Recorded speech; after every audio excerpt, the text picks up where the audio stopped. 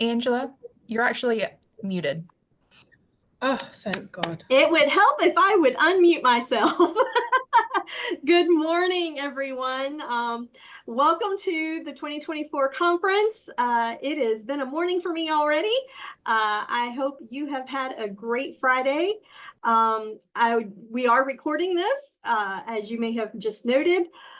We are also turned on the captioning, so if you need captioning or would like to see the captioning, simply click at the bottom of the screen and select Show Captions. And hopefully in the next 2 or 3 weeks, we will have the recordings posted either on the GLITR website or emailed to you. So my name, again, is Angela McGaw. I'm a reference services librarian at the University of North Georgia's Dahlonega campus, and I've had the privilege this year of serving as the conference chair.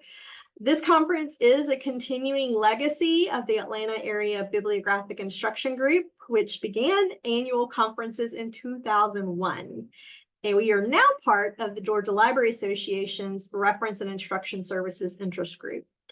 I do want to thank our other committee members, Teresa Nesbitt from the University of North Georgia, Dana Johnson from Georgia Gwinnett College, almost messed that up again, and Catherine Huko from Burnell University. We also want to thank the Georgia Library Association for providing today's Zoom access and the Academic Library Division for co-sponsoring this year. We have a great lineup of sessions, and I hope you'll be able to walk away with some resources and ideas to further your work in Georgia libraries. We've changed the agenda this year by intermixing lightning talks with presentations instead of having a separate session for lightning talks. And we're also introducing a new feature to the conference, a lunch and learn roundtable.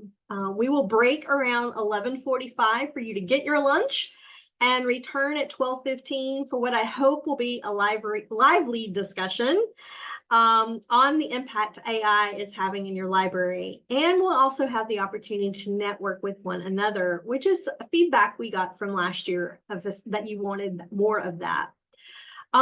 Please note this session will be in a separate Zoom meeting since we discovered this week that the webinar platform that we're using this year for the conference doesn't easily allow attendees to unmute. So a link to the session, to the roundtable, will be posted during the lunch break. The conference committee would also like to thank everyone for continuing to support GLITR. As you know, our theme this year is transformative teaching, addressing changing expectations. Our goal is to make this conference affordable and accessible to every Georgia librarian. And as many of you voiced concerns for travel funding, we opted to continue this in a virtual format. But we are asking you to complete a survey that will be sent out after today's conference, so we can learn about your expectations for the future of the Georgia Library Instruction, Teaching, and Reference Conference.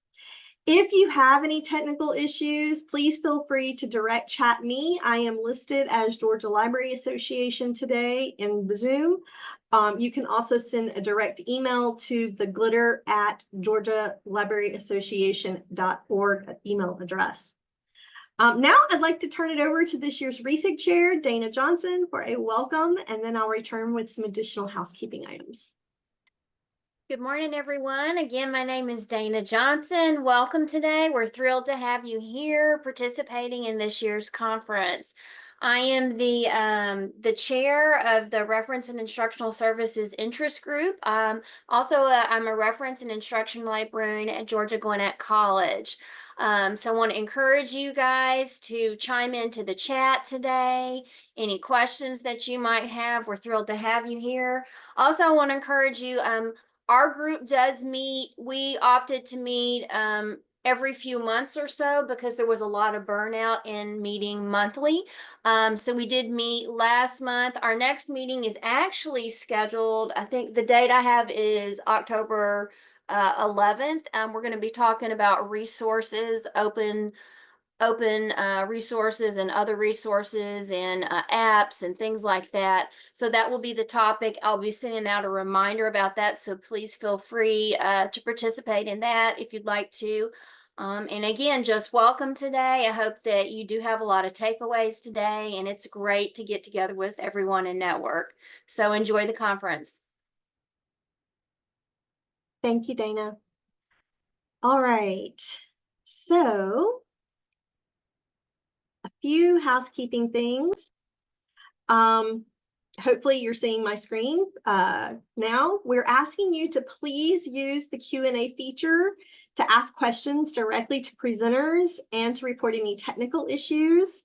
But we are also asking you to please use the chat box to interact with each other during the conference. So if you want to say, yes, I've done that before, or hey, here's what I've done differently, and add your own commentary to what our presenters are sharing, please feel free to use that chat box. Just as a quick reminder, want to remind everybody to please be kind and courteous to all presenters and attendees. Zoom is an interesting platform that it changes quite frequently depending on which version you're using, and this has been a learning curve for many of us using the webinar version. As I mentioned earlier, a feedback survey will be sent to the email that you registered with.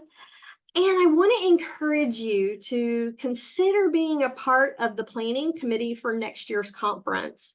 It has been a great learning experience, a great professional development experience to be a part of this team for the past 2 years. And we would love for you to be a part of this committee. The only requirement is that you be a member of GLA and a member of RESIG.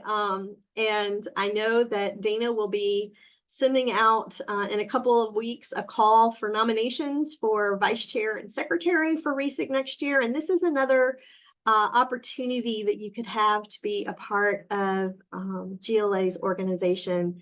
I really, really encourage you to take advantage of doing that. And we really want to thank you for attending today. It's been an adventure, I will say that, in changing over platforms, but I hope it is going to be a fun and exciting day. So real quick, we are going to launch, if everything works properly, one quick poll question. Is this your first GLITR conference? Would you let us know if it is?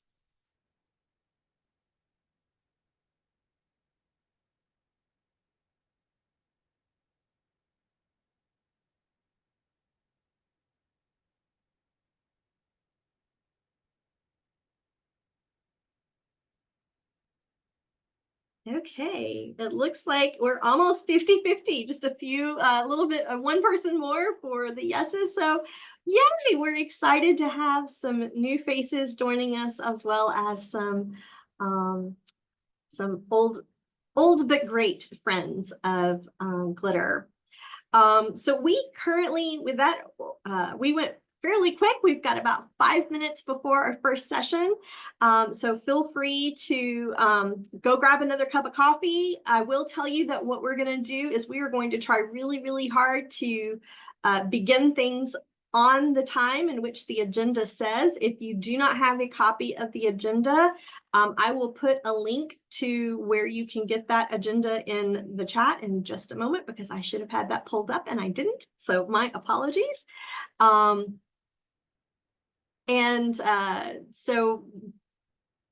Our moderators will begin sessions on time, hopefully, but there are lots of little short 5 to 10 minute breaks built into, because we know what it's like to sit for a long period of time in front of a computer screen. So if you do not have that agenda, there is a link that hopefully will work for you to get you there. And so we will return back right at 9:15 for our very first session with Sarah Grace Glover from the University of North Georgia.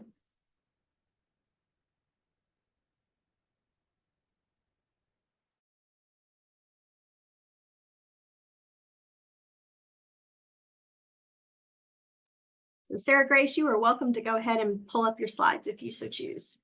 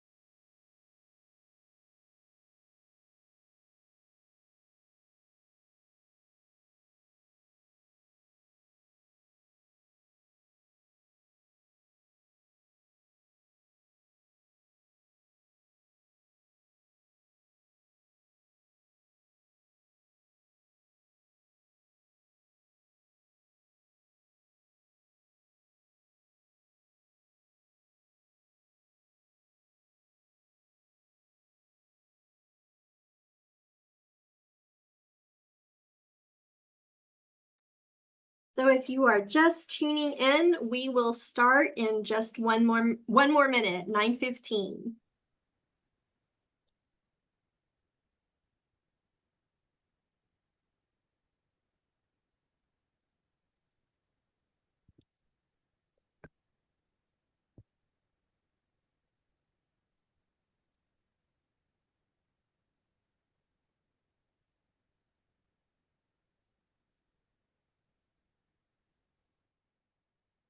All right, so I think we'll go ahead and get started. So thank you all so much for joining us for our first lightning round session today. Sarah Grace Glover from University of North Georgia is going to be sharing with us how she has boosted LibGuide use through instruction. Just some quick reminders about communication. Please feel free to use chat to talk amongst yourselves.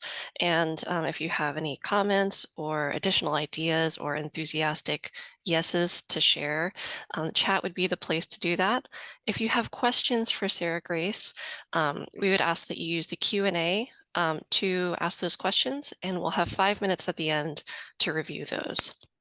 So with that, thanks so much, Sarah Grace. Looking forward to your presentation. Okay, thanks, Teresa. I'm Sarah Grace Glover. I am a reference services librarian at the University of North Georgia Oconee campus. And today I'll be talking to you about boosting LibGuide usage through library instruction. Okay, so this past fall, the UNG libraries undertook a project to revamp our LibGuides. As a part of the newly formed LibGuides editorial team, I assisted in the implementation of our new course guides. Previously, we did not offer the option for librarians to create course guides, only topic and subject level guides. The LibGuide revamp was focused on creating more user-friendly guides by designing them with students' cognitive load taken into consideration. With that in mind, I began using LibGuides when planning my instruction sessions. Previously, I had created a PowerPoint or just taught straight from the library website. My instruction always included LibGuides, and I would show students where they were located on the library website and quickly walk them through a guide or two to show them how to access the information. Using course guides allowed me to tailor my guides specifically to the classes and the assignments I was working with. Here is a side-by-side example of a course guide I created for a specific class and a general subject guide that I made for English. As you can see, the course guide walks students through all the resources the student would need for their assignment. It's divided up on the tabs right here, while the subject guides offer a more cursory view of general resources. By switching from PowerPoint or lecture to the guide, I found that students and professors were more invested in the tool.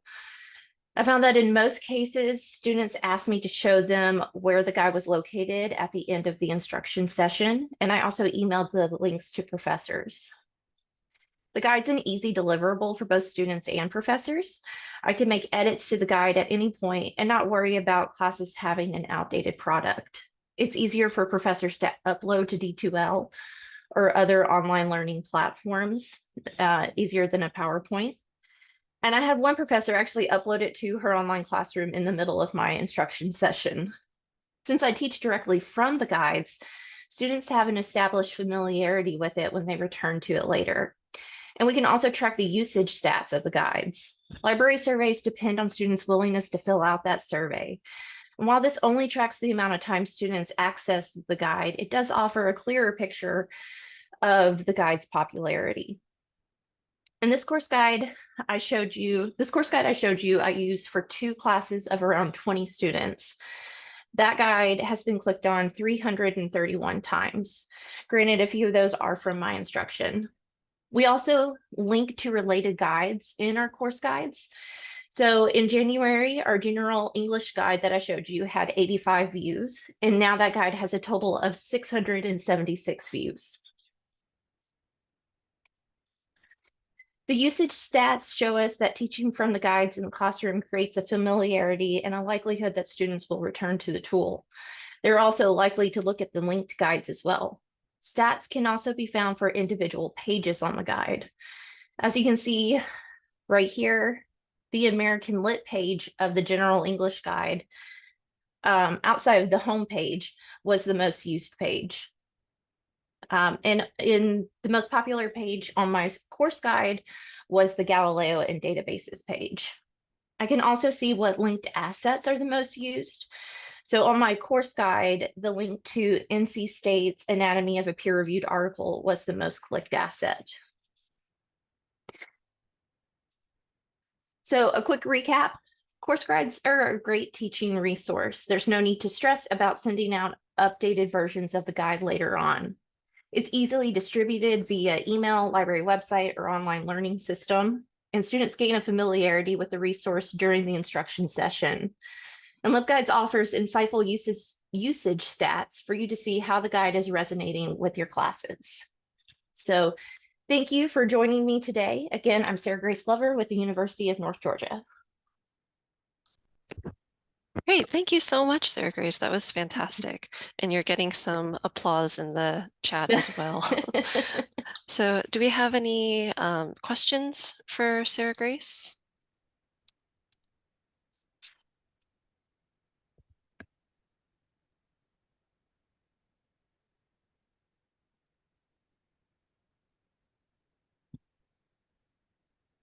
Great. So we have some other people enthusiastically seconding LibGuides as a teaching tool as well. So that's wonderful. Okay, cool. Thank you so much. I think that we will take this time to transition over to our next speakers. So Nikki Cannon-Retch and Kevin J. Reagan are our next presenters. If y'all would like to share your slides right now, this would be a good time to do that.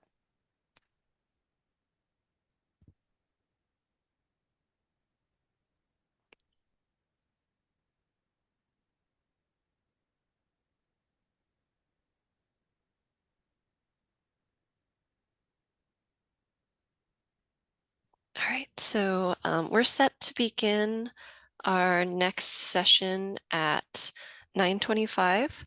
So that also we're trying to start sessions exactly as they're scheduled on our program. So that gives us about 4 minutes of breathing room before we get to enjoy our next speakers.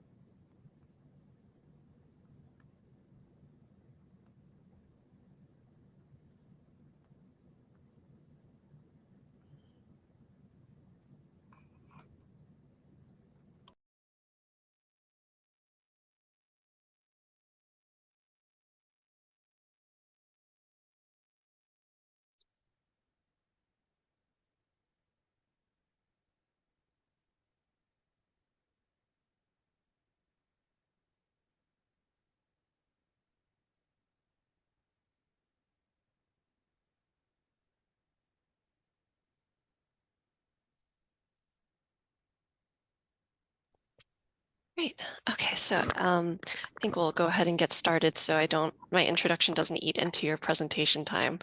But so we are now entering an OER block. So the next two sessions will be focusing on open educational resources. And to kick us off, we have Nikki Cannon-Retch and Kevin Reagan from Georgia Southern University. And they will be presenting on how they used a game-based approach to transformative teaching with open access. And just as a quick reminder for this 30-minute session, if you could use the chat to talk amongst yourselves and direct any questions that you have to the presenters to the Q&A feature at the bottom of the Zoom screen. And we'll have 5 minutes at the end to go through all of those questions. So, all right, take it away. Thank you for that introduction. As already stated, my name is Kevin Reagan. I use he, him pronouns. And Nikki and I are from Georgia Southern University. This inspiration, before we really jump into this, I wanted to say that the inspiration for this started when Nikki hosted an open access exhibit in the library that detailed just how much academic materials cost. And she let the students know how much academic materials cost by having a receipt that showed exactly how much a research paper would cost without library access. And as I was walking by one day and talking to Nikki, I said, you could really turn this into the Price is Right game because you don't really know how much journal articles are just by looking at them. And then lo and behold, the Price is Right was born. And without further ado, I want to let Nikki introduce our presentation and talk a lot about open access. Thank you, Kevin. As you said, my name is Nikki Retch, and I do a lot of work with open access and OER at Georgia Southern as the Affordable Learning Georgia Library Champion. Okay, so today we're going to get into a little bit about the game that Kevin mentioned, our motivation, why we did it, and the goals, which games we chose and how we played them and created them, and how they supported open access, and a little bit of the cons and the pros, and our hopeful next steps for this program. So this is just a basic definition of open access. I'm sure most of you are familiar with the definition and the similarities. I'm sure you probably highlight a lot of open access journals and other things at your institutions. And we all know with budget cuts the way they have been that open access is becoming more and more important. And also there's been a lot of legislation lately pushing to really make research especially open to the public. But if you're like us as well, you also may find that your faculty researchers are a little bit divided about open access. The proprietary sets have been the gold standard for a long, long time, and we all know that change comes very slowly to academia especially. There are perceived expectations from many of our faculty that they are expected to publish in these types of things, and that these are the journals they should be aiming for. And there's also a perceived status with many of these. These are the top journals in the field. They have the highest impact factor and all of those things. And with open access, I have many faculty who really have a perception of lower standard, both in the quality of the journal and also the peer review process for accepting into those works. There may not be as many opportunities in their very specific niche field for open access publishing.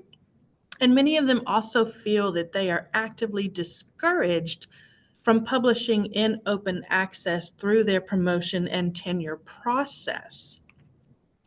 So when it came to educating students about open access, we wanted to kind of hit some of these things that they might inadvertently be hearing from faculty about this, and to create a fun activity that would engage them without being tedious. And we wanted to cover kind of the basics of open access, what it is, why it matters, and also the quality of open access. And part of the reason we really wanted to do this is the understanding that many of our students will not be continuing in academia once they leave the institution.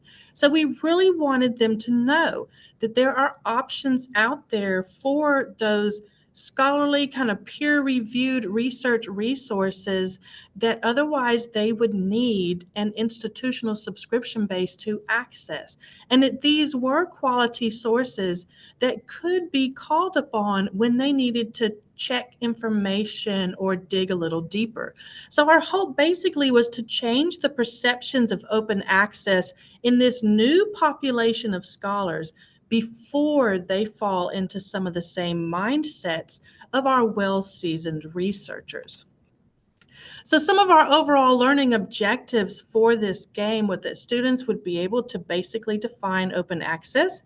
They would understand that many research articles are behind a paywall. Many of our students don't think of this very often because, of course, since it's covered by the library's budget, they simply access these materials and they don't necessarily think about what they're costing to access, and that they would have an opportunity to explore both open access and non-open access or proprietary materials in order to compare them to each other.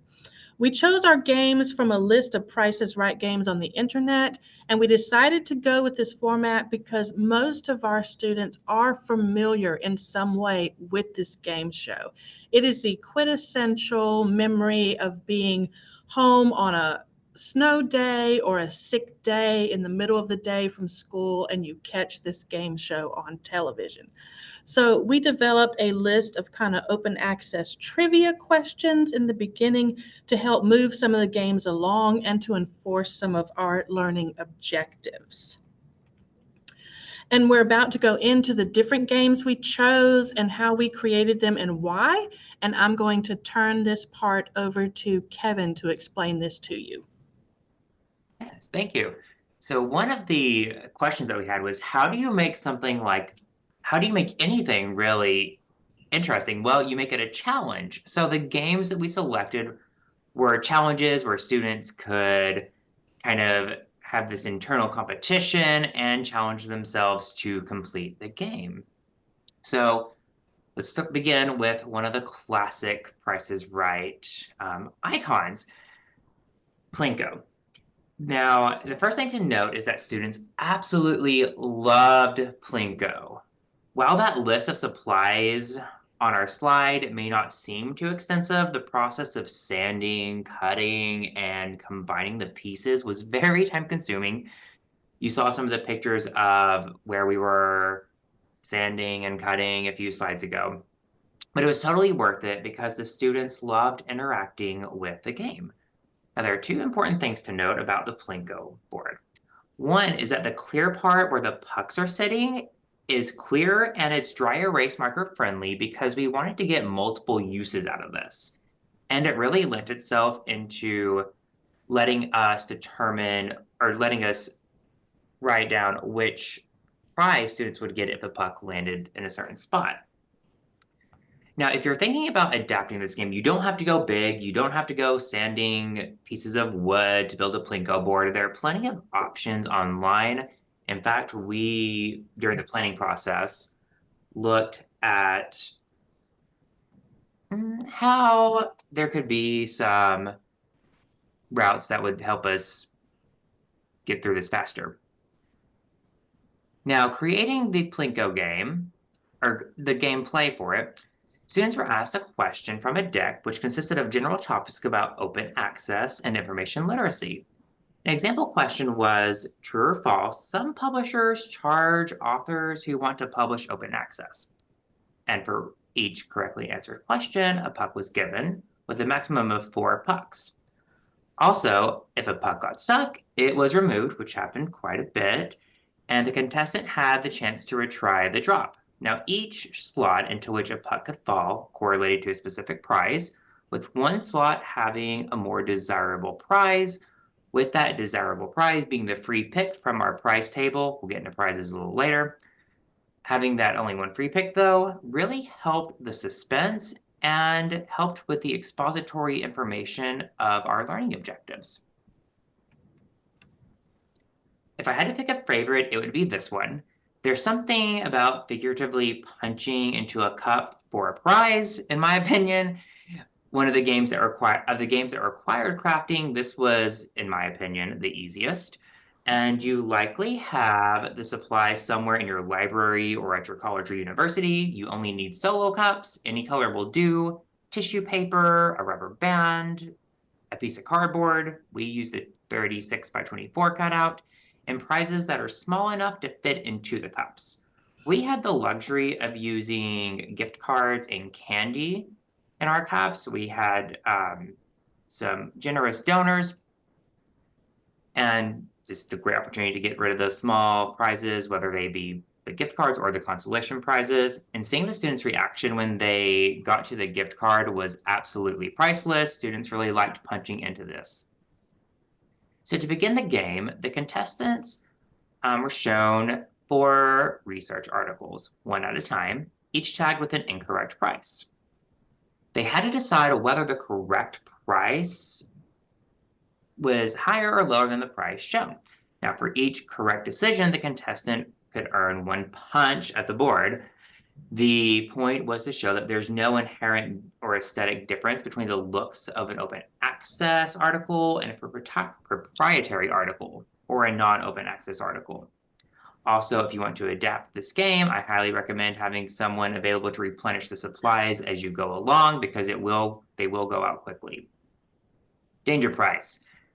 This game is easy to launch because it only requires access to open access or non-open access or proprietary journal articles and a printer.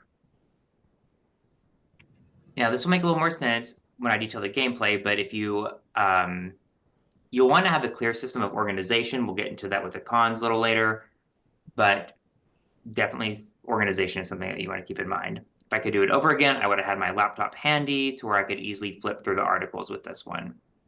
So with the gameplay, I like this game for its simplicity, and its accessibility lends itself to teaching one-shot sessions if you ever find yourself in a position where you are teaching about open access in a one-shot.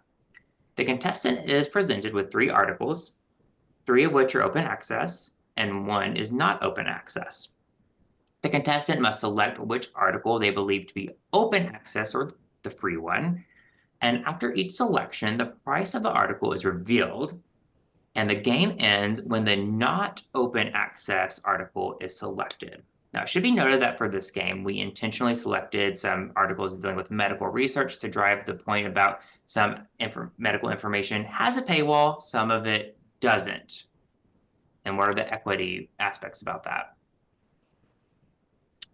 Dice game, another game that requires little to no crafting, so something that you can easily push out, is the dice game. And it's conducive to a one-shot session as well if you're teaching about OA. You need a printed non-open access journal, pieces of paper, or a whiteboard to write down numbers, and a consolation prize. Now, when I first approached this game, it was a little confusing to me because I didn't remember it particularly well from the actual Price is Right game. The contestant is shown a print copy of a research journal. On the whiteboard or piece of paper that you have 4 slots that correspond to the price of a journal. The contestants begin with 1 number. So for instance, if the price of a journal is $63.21, then the 3 is displayed while the other numbers are not displayed, only the placeholders. Students roll to see if they can get the right number, and they must decide where they want to place their numbers. Now, you might be thinking, and rightfully so, what happens if you get a number greater than 6? Well, to that I say, use whiteboard dice, because you can customize the numbers, you can make this game a lot easier. This is arguably the toughest game, which is why there's the consolation prize that we incorporated into this. You can make this game, so those whiteboard dice, make the game so much easier. The traditional dice, you might have to select cheaper journals for it. With easy as 1, 2, 3, it's another easy one, not surprisingly, given the name. You need 3 journal articles. Ideally, you need 1 free one and 2 proprietary ones, with 1 of the proprietary ones being more expensive than the other. Almost always simplicity is key. Now, given the 3 articles, students must order them from least expensive, aka the open access one, to the most expensive one. If contestants want an extra try, they can attempt to answer one of the OA trivia questions. And then tips for adopting and adapting. Like I mentioned, simplicity is key. And I mentioned that if I could do this over again, and we will be doing it over again soon, organization, organization, organization. And as always, practice, practice, practice. And of course, have fun with it. This was a fun game to put on. Students loved it. And I can't wait to see what our rendition in the fall during International Open Access Week looks like. So our future plans for this, grow it bigger, as Kevin mentioned. We had no idea what to expect this first time we ran it, and we ran it within our student union just on a random day. We did do some advertising with some flyers and some social media and things of that nature, and we had about 15 to 17 or so students who came and played with us, and we thought that was a great turnout for the first event. But the group was small, and it meant that we were allowed to put just about everyone through and allow everyone to play a game at least once. A few things to mention. Our trivia questions really covered the entire kind of gamut of the basics of open access. So that is where we gave a lot of the information through the students, is through those trivia questions that they had to answer. It got them thinking, and between us, we were able to discuss some of the answers once we gave it to them. So we took on the role as sort of game show host and did a little bit of explaining in between these things. Also, when they were playing the games, we would give some tips and things like that, kind of like a game show host would, that again reinforced our learning objectives. So it wasn't just them picking and choosing some things. We really tried to talk about the cost of those articles, the open access ones. How could you tell? What made you think that this was the journal that was possibly free, or the journal article? So we really asked them some questions in there like, well, why are you choosing this one as a free one? Why do you think that's free? And then going over some of the aspects of those things and what they're used to seeing and how they would be used. For our future plans, we have been invited from housing to come in and do a educational event within the dormitories. And so we're going to try to set it up more like an actual Price is Right game, where we're calling people down randomly. They don't know who's going to get to play. And we're also trying to design a kind of showcase event like Price is Right actually has, so that we can have 2 folks kind of facing off together at the end. We're going to be reaching out to a few more donors for some prizes. Kevin mentioned, we had a coffee shop that very generously donated some gift cards. This coffee shop happens to run one of their stores within our library, so students could use it on the campus or off the campus. Our bookstore also graciously donated quite a bit of Georgia Southern swag for this event. We used some of the library swag that we already had as small prizes. We also have a 3D printer in the library, and we were able to have a few things 3D printed as prizes. Since open access month occurs in October, we did a couple of little Halloween decoration things that students really loved. And a simple bag of candy goes a long, long way for prizes in some of these, especially in Punch a Bunch and also as consolation prizes. Students love to receive free candy and some other little things like that. So thank you for joining us today. We'd love to hear your comments or questions. And here is our list of resources. And if you're interested, we do have a Google folder where we have all of the games outlined and what is needed and how they are played with the learning objectives for teaching about open access.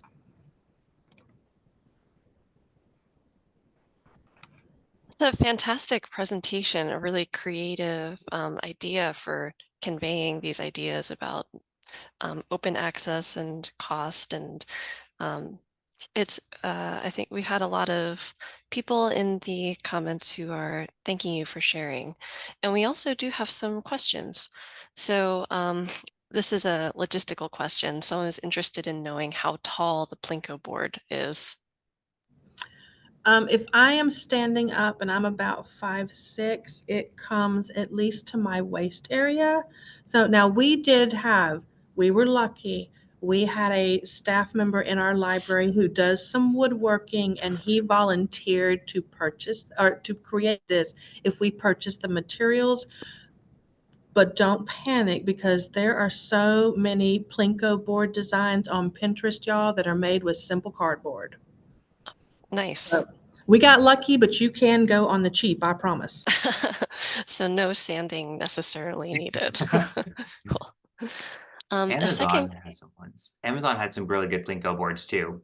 Very nice ones. So you could just grab one wholesale. That's awesome. Cool. We also had somebody asking how long the event ran. Was it an hour or? It was about an hour and a half.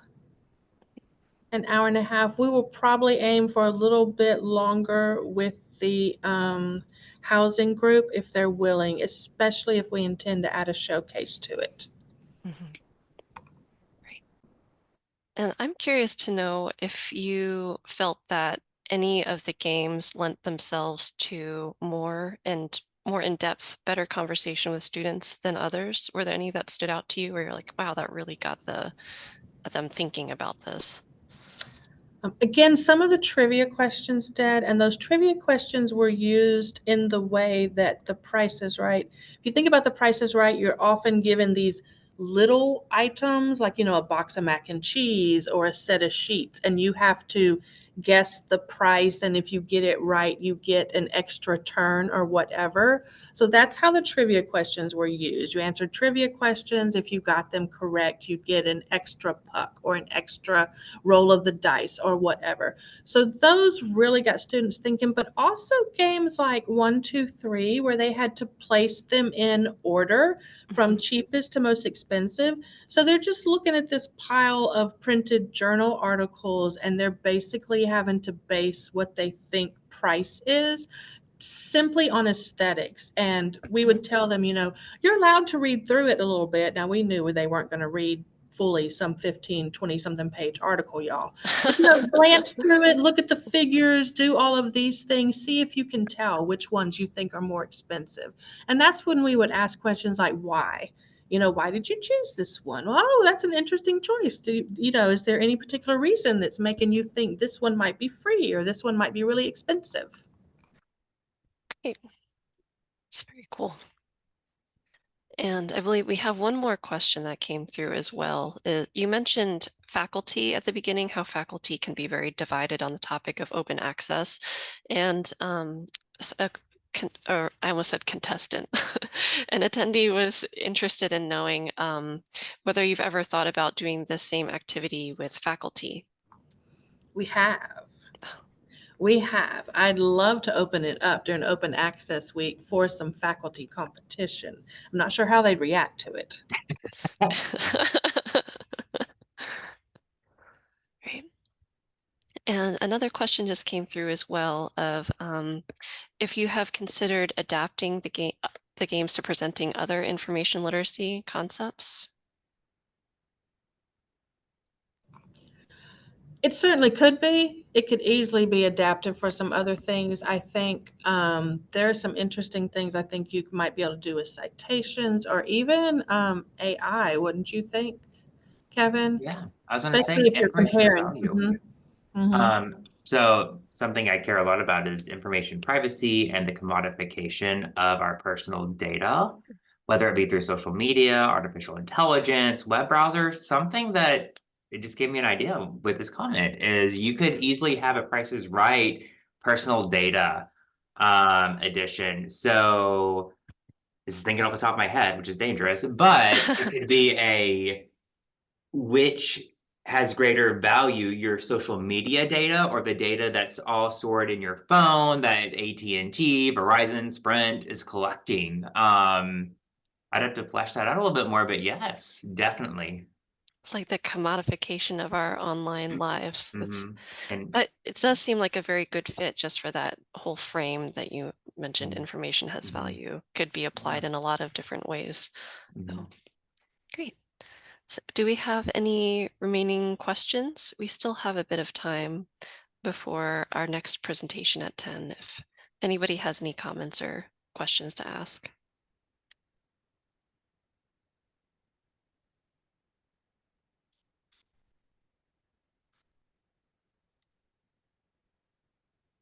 Great. Okay. Well, I wanted to thank you both so much. That was a fantastic presentation. I think we all got a lot of inspiration out of this. I'd be very interested in trying to apply this to a classroom setting and seeing how that would work. So thank you. Great. All right, so as I mentioned, our next session starts at 10 o'clock. So that gives us a 10-minute break. If you need to get up and stretch your legs, get some water, this would be a good time to do it. And we will reconvene at 10 for another 30-minute session. Right.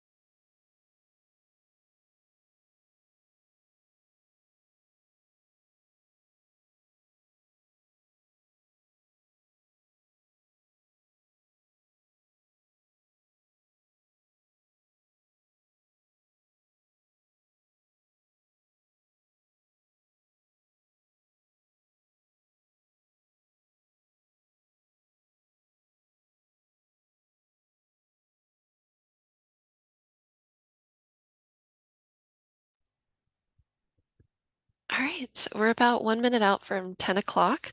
So I would ask if our next presenters have slide materials. This would be a good time to share the screen and get them up.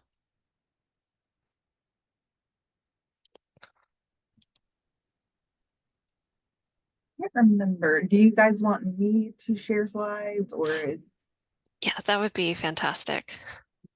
Sorry. you're totally fine, Teresa. I couldn't remember if Nikki and Autumn wanted me to share slides. Oh, gotcha. Oh, I see. Yeah, I thought I was sharing them, but I don't care who does it. that's perfectly fine. You go off, Nikki. Thank you.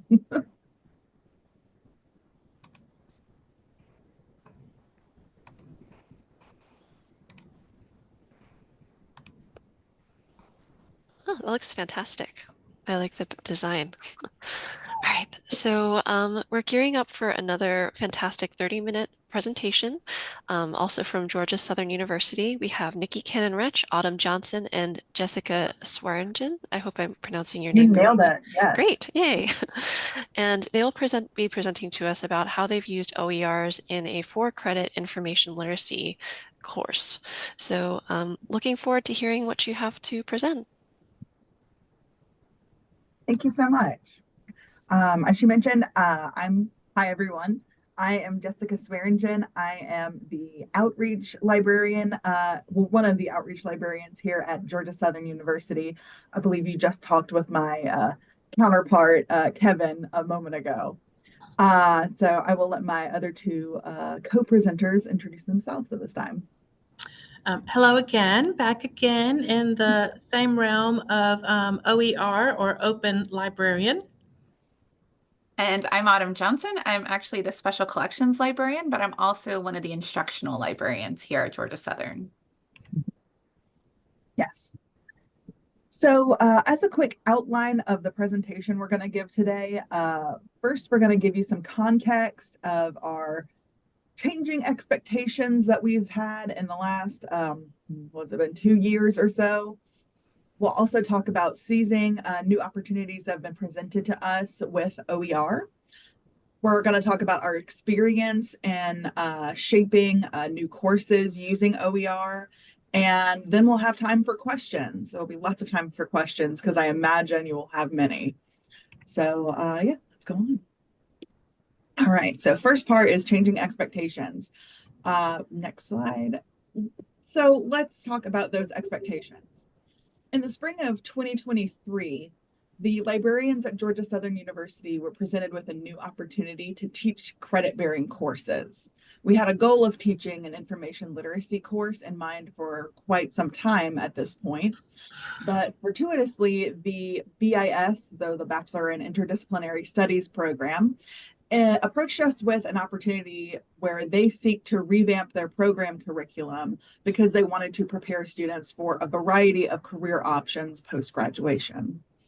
The director of the BIS program recognized the importance of information literacy skills and competencies.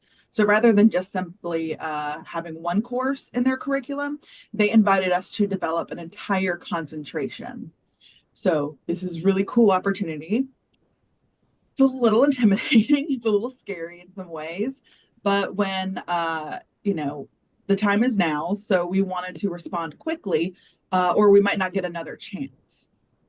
So parts of the BIS concentration and information studies would allow students to take classes that are housed in other departments, such as media ethics within communication arts, sustainability research methods within the sustainability science program, and archival studies within the history department. However, university libraries has to create several of our own courses that will be required, except for selected topics, for students in the concentration to take. Now, meta-literacy skills, this first course listed here, will be required for all students in the BIS program, and I believe that course, the first iteration will be this fall. Data literacy and AI in society and some other courses like that will be required for BIS students in the information studies concentration, but not necessarily for all BIS students. And then there are some courses like selected topics that will be offered as additional electives where we hope students will enjoy those. We'll hope to turn them into standalone classes at some point, but at this point in time, it's a special topics class. So this is a lot, as you can see, of course content to develop from scratch, especially with this concentration being something completely new to the librarians here. But when opportunity knocks, to answer. And so we're going to transition to our next section talking about seizing opportunity. That started with some training from our OER open, what should I call it? Open scholarship librarian, open access librarian. I'm terrible with conflating these terms, and I know Nikki's going to get on me later about it. It's okay. So we wanted to make sure in this one that we modeled, especially since we interact so much with other teaching faculty.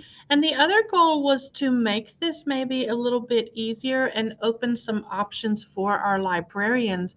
Many of them have never developed a full course before. They've developed multiple sessions, sections, many have been embedded multiple times within another faculty's course member class, but we do have several who have never developed an entire course on their own before. So we really wanted to put the option in their head that there are a lot of materials out there that are readily available that can easily be adapted or fully adopted, that everything didn't have to be created from scratch. And so I was given 2 solid training sessions with any of the teaching librarians. And before meeting with them, I did a pre-assessment, which was just a simple, brief Google form to assess their current knowledge and understanding of open educational resources and open pedagogy in particular. And for many, they had a basic understanding of OER and what they were. And of course, they've heard of Affordable Learning Georgia and knew about the grants. But open pedagogy was a little bit new to several. And there was still some misunderstanding about exactly what the Creative Commons license allowed folks to do and the difference between some of them. So the very first workshop after that assessment centered really on the Creative Commons licensing, what they were, which ones were compatible, exactly what each of the Creative Commons license would allow somebody to do with those particular materials, and specifically the difference between what was true OER and what was simply freely available materials out on the web or in other sources. And of course, it was acknowledged that these freely available materials were absolutely okay to pull for their courses for any reason, but simply to know the difference and understand that with those materials, and if you mix them with OER, we had to be very, very clear about the licensing and the limitations of any of those licenses. And then the second workshop focused on renewable assignments and creating the kind of assignments that support open pedagogy and truly engage students and help create students as creators of information and full participants rather than simply consumers of information. We really went into how some of these assignments support student success and student engagement, and talked about some different examples and talked about ways that these could be incorporated in a course in small ways if you weren't feeling brave enough to maybe do a big type of open pedagogy assignment. And once that training was over, we had certain deadlines that had to be met for submitting course proposals and things of that nature. So I'm going to transfer this over to Autumn, who's going to talk about the experience of creating one of these courses. Yeah, so I'm going to go into a bit of detail about how we created our course, which right now we're calling From Gutenberg to Book Talk, a cultural and material history of the book. But a little background to how we organized ourselves to come up with this curriculum. Each of the teaching librarians were paired off to work together. As we mentioned in our introduction, we all have very different titles and we all have multiple hats that we have to wear. So pairing teaching librarians together was a strategy to try to expedite some of this curriculum development.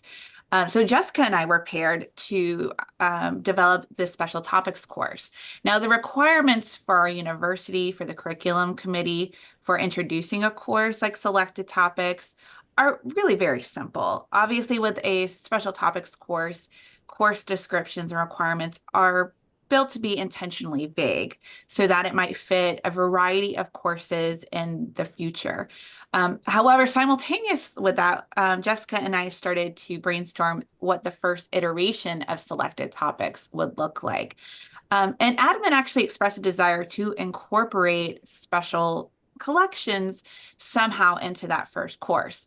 Yet the course that we created needed to be very distinct from existing courses. So archival studies was off the plate since it's hosted by our history department. And so we kind of turned to our rare book collection and started to envision some sort of history of the book course. But with our backgrounds, we really wanted to do something a little different with a history of the book course. History of the book obviously lends itself to incorporating things like information studies or history, which is my background and liaison area, or English, which is Jessica's background and liaison area.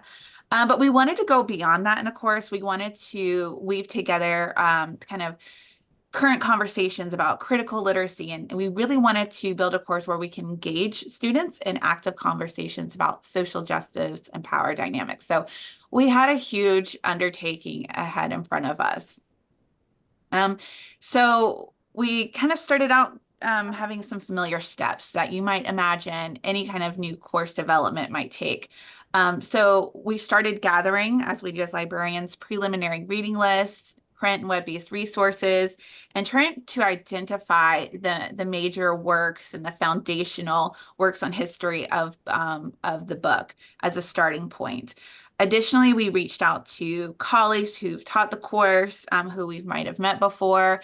We looked through professional resources, the Rare Book and Manuscript section for one, or the California Rare Book School for another, just for some insight into how book history is being taught. University of Dublin, for example, was a really particular resource, even looked internationally. Furthermore, we explored existing syllabi that we could find on course sites and their repository. And while this research was really helpful, we can kind of get a sense for how things were taught. It quickly became a little bit overwhelming because we were seeing all different approaches to this topic. And simultaneously, we were kind of recognizing some of our own knowledge gaps. And really what we needed to is just find a framework to start from. So we kind of turned back and we were thinking about the training that Nikki had provided, which was fantastic. And we started to use some of the tools that she had introduced us to, things like OER Commons and OpenStax, which are searchable sites that host OER content. But in using Merlot in particular, we were able to find that we really could go beyond just a textbook or book materials for our course. We were able, using Merlot, which is probably one of the most well-known sites.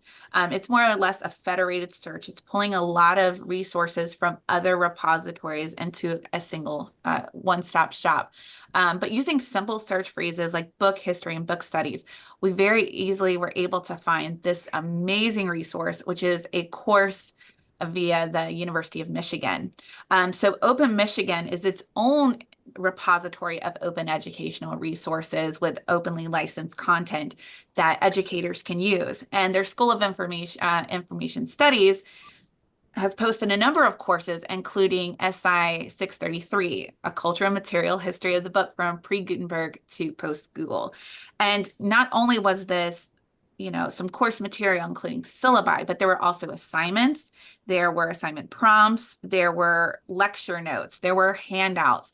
So this became really exciting for us. We felt like this was a giant step forward, and we can just quickly just kind of take it and really run with it. We were really excited to find this. But with any resource like we teach in our library instruction classes, we had to evaluate it. And evaluating OER resources really is an important part of the process. You have to, of course, check for quality and accuracy. Since this was hosted by the University of Michigan, the School of Information Science, we felt really confident in the materials that were being posted, the faculty credentials that were posted. We're really excited, checked into their background. We also, because we had done some preliminary research, we realized that a lot of the required readings and supplemental readings were hitting some of the same beats that we were noticing on content that were not openly licensed. So we really felt confident in the quality. Relevance, it was hitting a lot of the bases that we were hoping to cover. This particular course had been designed with the, some critical literacy elements in mind.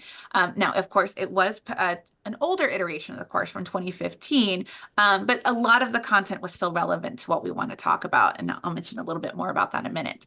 But most importantly, when evaluating OER materials, as we did in this case, we had to check the licensing. We had to confirm the resources were licensed in a way that we could use it in the way that we need to.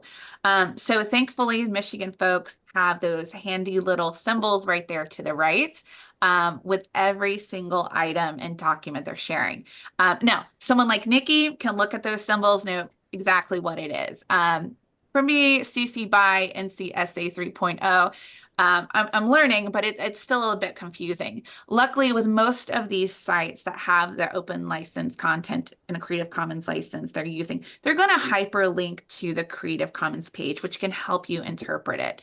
And so we found when we jumped to understanding what this license meant, that we could use it in the way that we want. We can jump. Next slide. Yeah.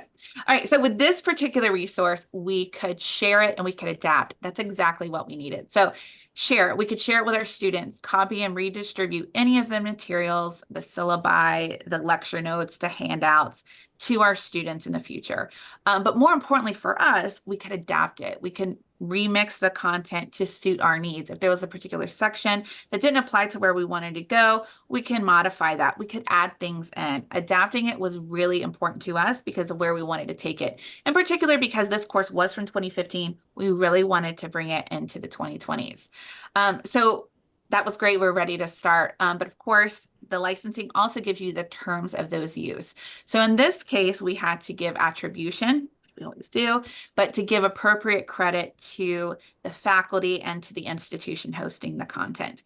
We needed to make sure that we were using it for non-commercial purposes, which we are hoping to do, using for educational, obviously. And then we had to make sure that we paid it forward and we were sharing alike. So any content that we are creating, will create using some of this material, we needed to make sure that we also license it in a way that it can be used in the future. So how did we use that OER in our course proposal? So specifically, we just remixed a little bit, really.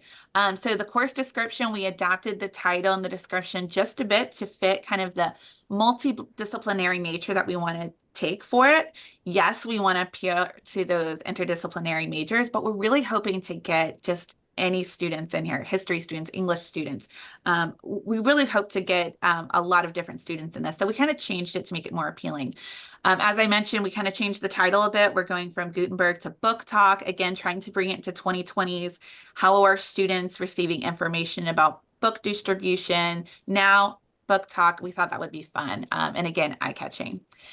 We took the course objectives and we tweaked them, obviously, again, for some of the learning that we're hoping to achieve, but also so it aligns with our overall program mission and our program goals. We've started now supplementing the reading list, looking to some more recent published material. We like to think history topics are in the past, but things are always changing, being adapted. So we've done some of that. And then we've tweaked a little of the course pacing. Right now, our courses are still really in development. So we don't know if the first iteration of our course is going to be asynchronous, fully online, or if we have the opportunity to build a hybrid model. So again, we adapted their calendar and the pacing of the overall course.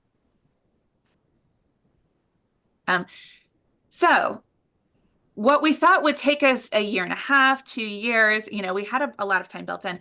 We've been able to really fast track this in ways we never would have imagined or never had the opportunity if we did not have kind of that leg up with that University of Michigan resource. So we more or less have our syllabus ready to go. From course descriptions, we have an idea of kind of what topics we want to cover, how we're going to assess those, how they fit within the framework.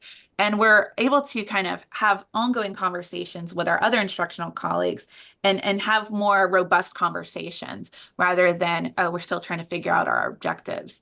I think I have another screenshot there. Yeah, so we're even buckled down and have an idea of how our course schedule will work out.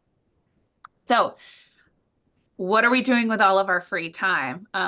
There's not a whole lot of free time, but again, we have a lot more than we thought, at least at this point. So right now we're going back in and we're identifying additionally open license resource that we can use. Again, we don't know if we're going to have to adapt to a fully online or a hybrid or an on-site. And luckily our course topic, if we can click one more time, it lends itself to a variety of topics. So could we easily just borrow a module or some course content from digital libraries and archives course? Yeah, that could weave in. Could we use some snippets or a module from a European history textbook? Yeah. So we're seizing a lot of opportunities that we otherwise wouldn't have had opportunity to look for that information, and trying to weave in some additional open access content into what we're going to have students use and handle. And then finally, now again that we have so much time, we're really starting to take some of the best practices Nikki introduced us to. And we're hoping to build assignments that are renewable, that are open, that can really engage students in this conversation about what open education looks like and what opportunities it can pose. We feel that it would really kind of balance the conversation that we're going to have about, again, power dynamics, data information has value framework. That's really important to us. And now we have the time to do some more of those robust things. So now we're going to turn it open for a conversation and just hear how curriculum development has gone at your institution, what questions you have about our experience so far. Obviously, we have not taught the courses yet. I think we're slated for either spring or fall 2025 for most of us. But as far as the whole planning process, we're eager to hear from you all of what has happened at your institution. And we do have a question already in the Q&A section. So Shelley's interested in knowing that if after the OER and CC licensing workshops that you did internally, did you keep the info that y'all presented somewhere for later access, like in a LibGuide? For the most part, yes. There is a LibGuide that we have on the slides that's referenced, and the training session was a great way to reintroduce this LibGuide to my fellow colleagues and remind them of where it was and all of the resources that it does offer for any faculty at the institution. It looks like we have Jackie is raising a hand too. I'm going to see if I can do the allow to talk feature. So Jackie, I believe you should be able to speak now if you unmute.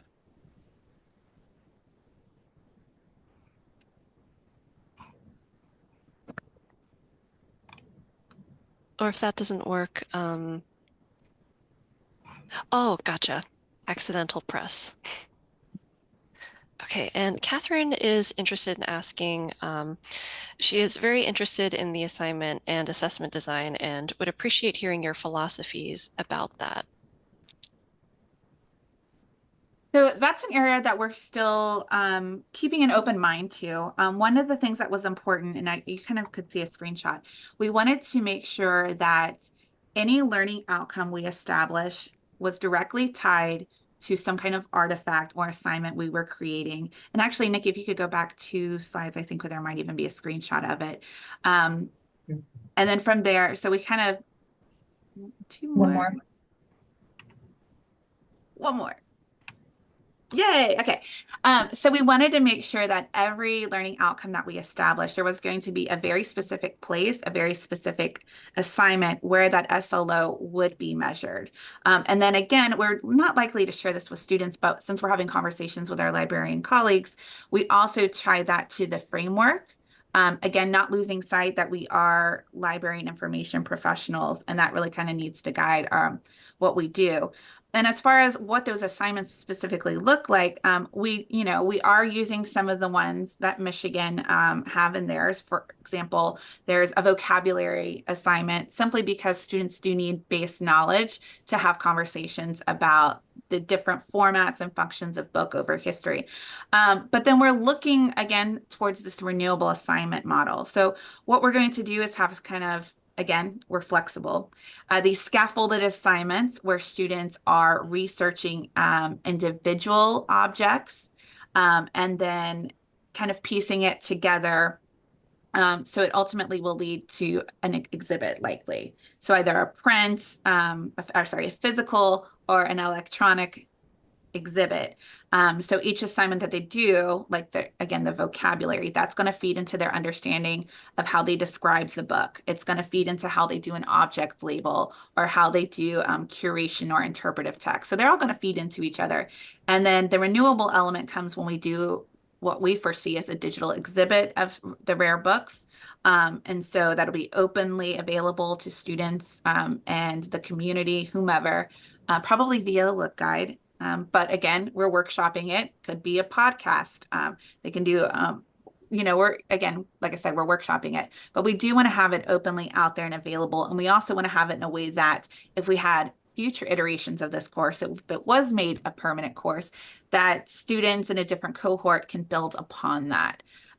Again, the idea that it's renewable, it can constantly be used. So those are some kind of the guiding principles that we've taken when coming up with our assignment. And I don't know, Jessica, if you have anything to add about that. You've got it covered. Hopefully that answers the question. Yeah. Great, and we had another question come in that is also interested in the course content. And Catherine says, very much thank you for your last response. But the next question is there discussion in the course of pre-Gutenberg literature, like papyrus scrolls in antiquity, or Roman authors whose works were transcribed by monasteries? So to go back kind of with the push for this course topic, it really is our collections. And the oldest material in our collection is a handwritten book on vellum from 1450.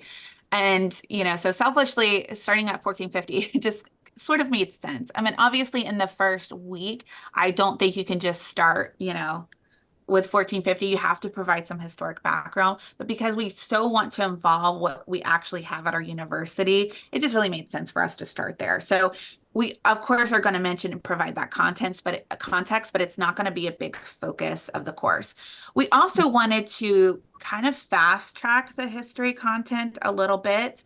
I know we didn't go there in our presentation, but right now we're basically having the history part, which is my jam, but in the first half of the semester, we're really trying to get through all the different developments of the book, because the second half of the semester is where we start focusing on things like the book as a commodity, book workers, authors and their rights, reading and identity, getting into more kind of complex topics that are more kind of conversations that they're having in their other courses or that they're having in their daily lives. So again, we can't spend a whole lot of time on papyrus if we want to get to that conversation that is really important to us. Yeah.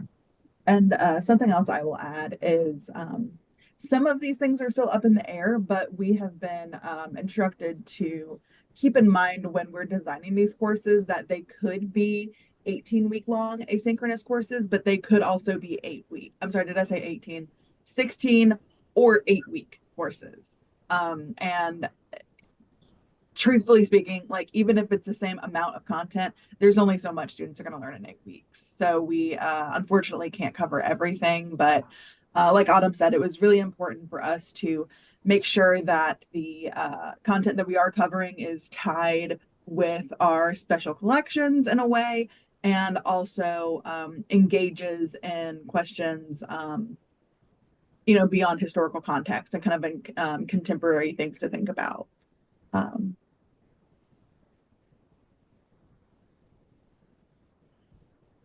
So do we have any additional questions for our presenters from the crowd? I may have missed this. Are all your classes going to be 3 credit bearing or one, or will there be sometimes be a 1 or 2 credit bearing class? Good question. We're designing all of these to be around 3 credit hours a piece.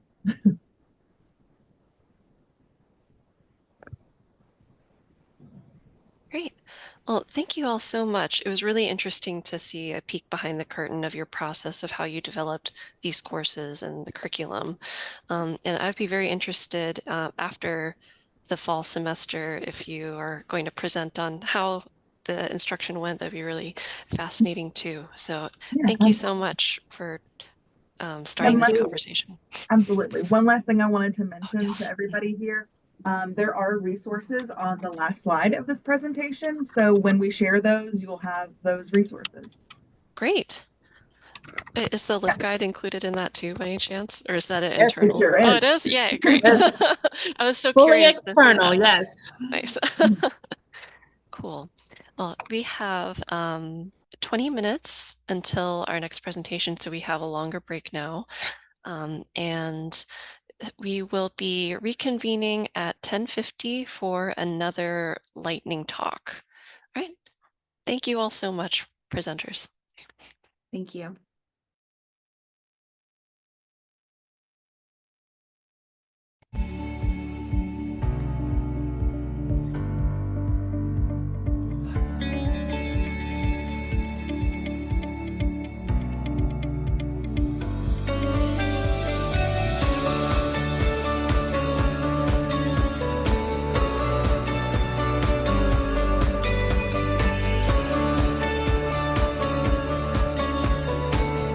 We have recording started, and it looks like our next presenter is ready to go. That's wonderful. Hi, can you hear me? Yes, I can hear you. Excellent. Well, welcome to the Serving the Dual Enrollment Student. I'm Josina Capello. I'm librarian for the Gwinnett Technical College. GTC is one college with 2 campuses. And as you can see here, this is an image of the Alpharetta North Fulton campus where I work. There are over 20,000 students served seeking associate degrees, diplomas, and certificates.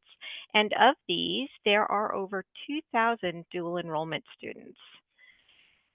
Dual enrollment students are high school students who attend college courses to fulfill credit for both institutions at the same time. For example, English 1101 may replace 11th grade English class at the high school. It allows them to save hope credits that they can have more classes covered by aid at a later time, and saves money as they have the fees, books, and other costs paid for by the program. They can do classes at any time the programs are offered, and that does include summer sessions as well. Dual enrollment students are typically between the ages of 16 and 18. They can attend public school or be homeschooled. They do have to apply and be accepted into the college, as well as take any required entrance exams. So there are thresholds. Not every student can be a dual enrollment student. And dual enrollment students are not treated any different. They are considered enrolled for credit students, and as such, we do our best as library staff to provide the same quality of service that we provide to all our students at the college.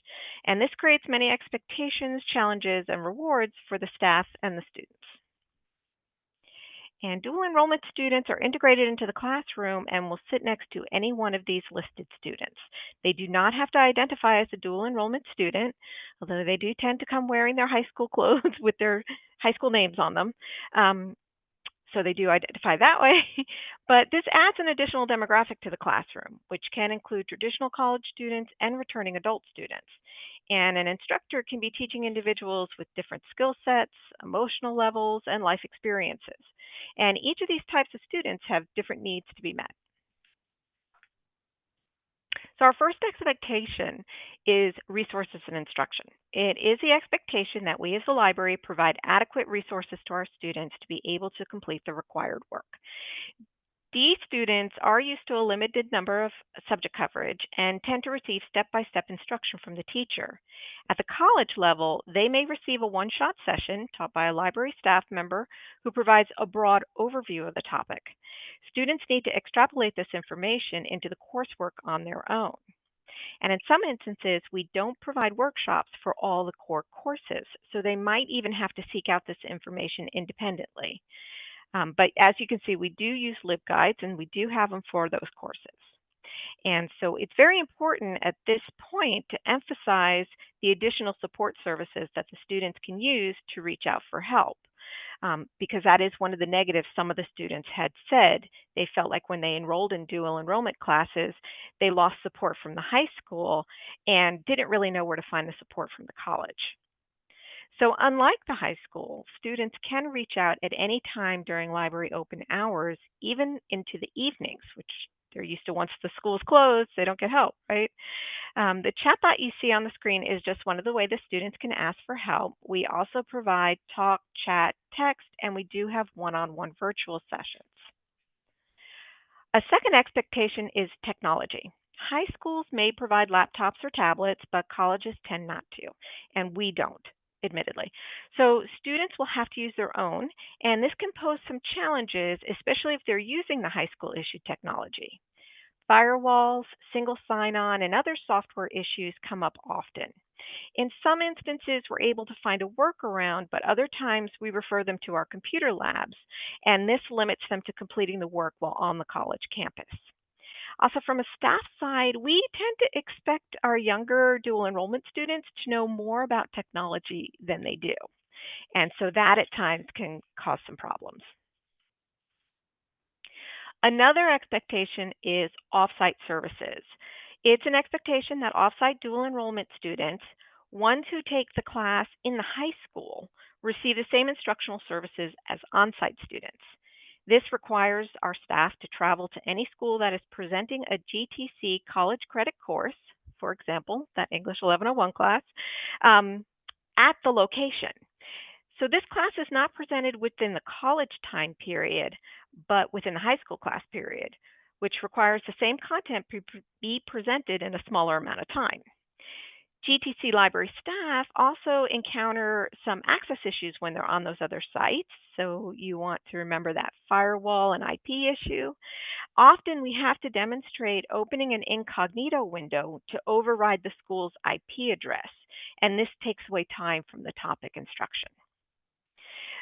So that is something that when we're assisting students in that talk, chat, and text, and they're saying, I can't reach the databases, we think it's an issue at the database end, but what is happening is they're signed in as the high school student and they're only accessing the high school level databases. And that happens off-site service and other locations. So being able to do a one-on-one, share the screen, and see what they're looking at really helps us know that, okay, this is a dual enrollment student, this is what we have to address. The last expectation is actually of our students, and that's to pass the class. If the student fails the class, they cannot take it again as a DE student. So they'll have to pay for the course the second time on their own. And this is a very big experience at a 16 or 17-year-old age. It can create a lot of pressure. And what we really want is for all our students to succeed and enjoy their experience. So finding a balance can be hard, but it's a great outcome when they do. So these are just a few of the expectations to meet the needs of a dual enrollment student. I'm sure there's more, and now's that opportunity to discuss. Have you had any expectations or challenges not listed? Please share that with us. Thank you so much, Josina. I do have a question based around promoting these college library services to this population when we don't necessarily know who they are in the classroom. Do you have any pointers for how to reach that demographic?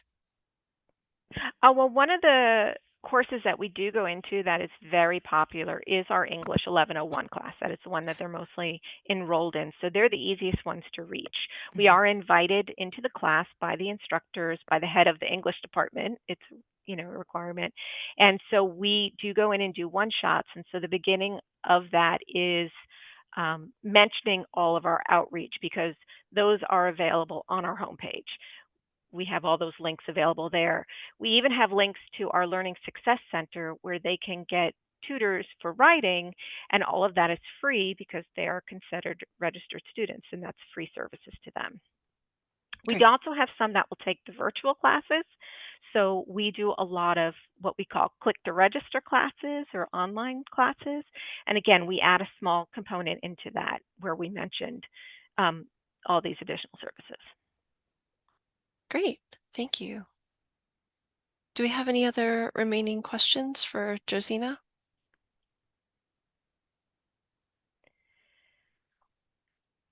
Yeah, we have one coming in through Q&A. So does using an incognito browser window always work to alleviate firewall issues? Michelle says, we encounter the firewall issue frequently with our dual enrolled students. I have found, my other colleagues may have something else to say, but if they're on their own device, yes. But I did run into an instance where they were provided tablets by one of the high schools, and no matter what we did, we just couldn't override it. Tablets can be their own beast. Great. Do we have any other remaining questions? Do you teach them about swapping out Galileo interfaces? In other words, who they're authenticating with, between authenticating with the high school and authenticating with the college? We don't tend to highlight that in the class, but it does come up when we're doing our one-on-ones, and we show them where to look for that and how to switch it out.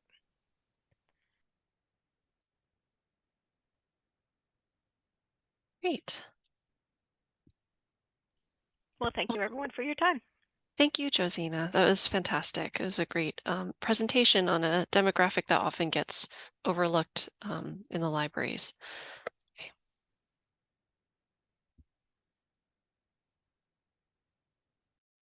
Okay, we are just a couple minutes out from our 11 o'clock session with Amy Stalker and Lindsay Wong from Georgia State University on their session about AI. My name is Catherine Junco. I am the Graduate Research and Instruction Librarian at Brenau. And so I will be the moderator for the next two sessions. So we will just wait for Amy and Lindsay to get their slides up, and we will get started in just 1 minute.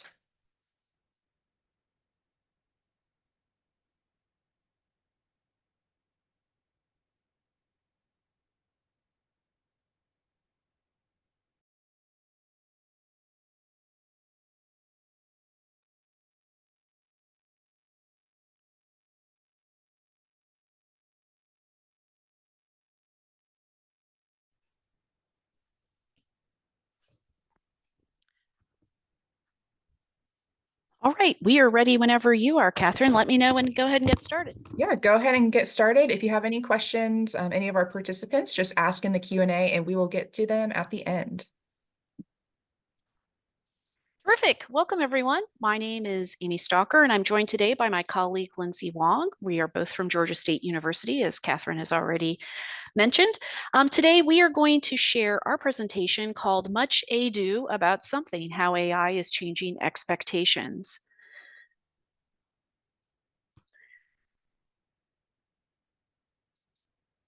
So what we would like to do today is start a conversation about how we feel AI tools are influencing academic librarianship, and specifically how it's impacting those internal and external expectations of our role, and thinking about it reflectively to discover ways that this role may or may not look different moving forward. And we have broken it down into three large categories: our work with faculty, our work with students, and then our day-to-day work and our workflow with regard to our workflows and conversations. But I would be remiss if I did not mention the reality of where we are in terms of AI. In many ways, the toothpaste is already out of the tube, and it has advanced enough that it seems very unlikely, if not impossible, that this is going away anytime soon. But It is so new that many of us are kind of lurking in the shadows as we kind of figure out what our feelings are on this. It does seem to be a topic that is very different in that there's a spectrum of feelings. There may be pieces that we're very excited about and other pieces that are a cause for concern. I'm going to start by kicking off the discussion with regard to supporting faculty with collaborative and instructional work with regard to AI. So in the before times, before AI emerged, faculty expectations of academic librarians centered on things like traditional one-shots, resource recommendations, issues and questions with regard to attribution and citations, and even to a certain extent, a dependency on us with regard to communication and reminders, not just from the library, but maybe other aspects of university life as well. What we have found in the last 12 to 18 months is faculty are now coming to us to ask us about our own thoughts on AI. Many of them are also finding themselves on this weird spectrum of not really sure where they stand or where they should be standing, and are looking for help and support on making decisions such as changing their research deliverable or assignment with students versus keeping things traditional. And there's a lot of debate that they're having in their own communities with regard to this, as well as looking to us for just general AI recommendations with regard to tools and resources that they can be using and to use to get caught up to speed.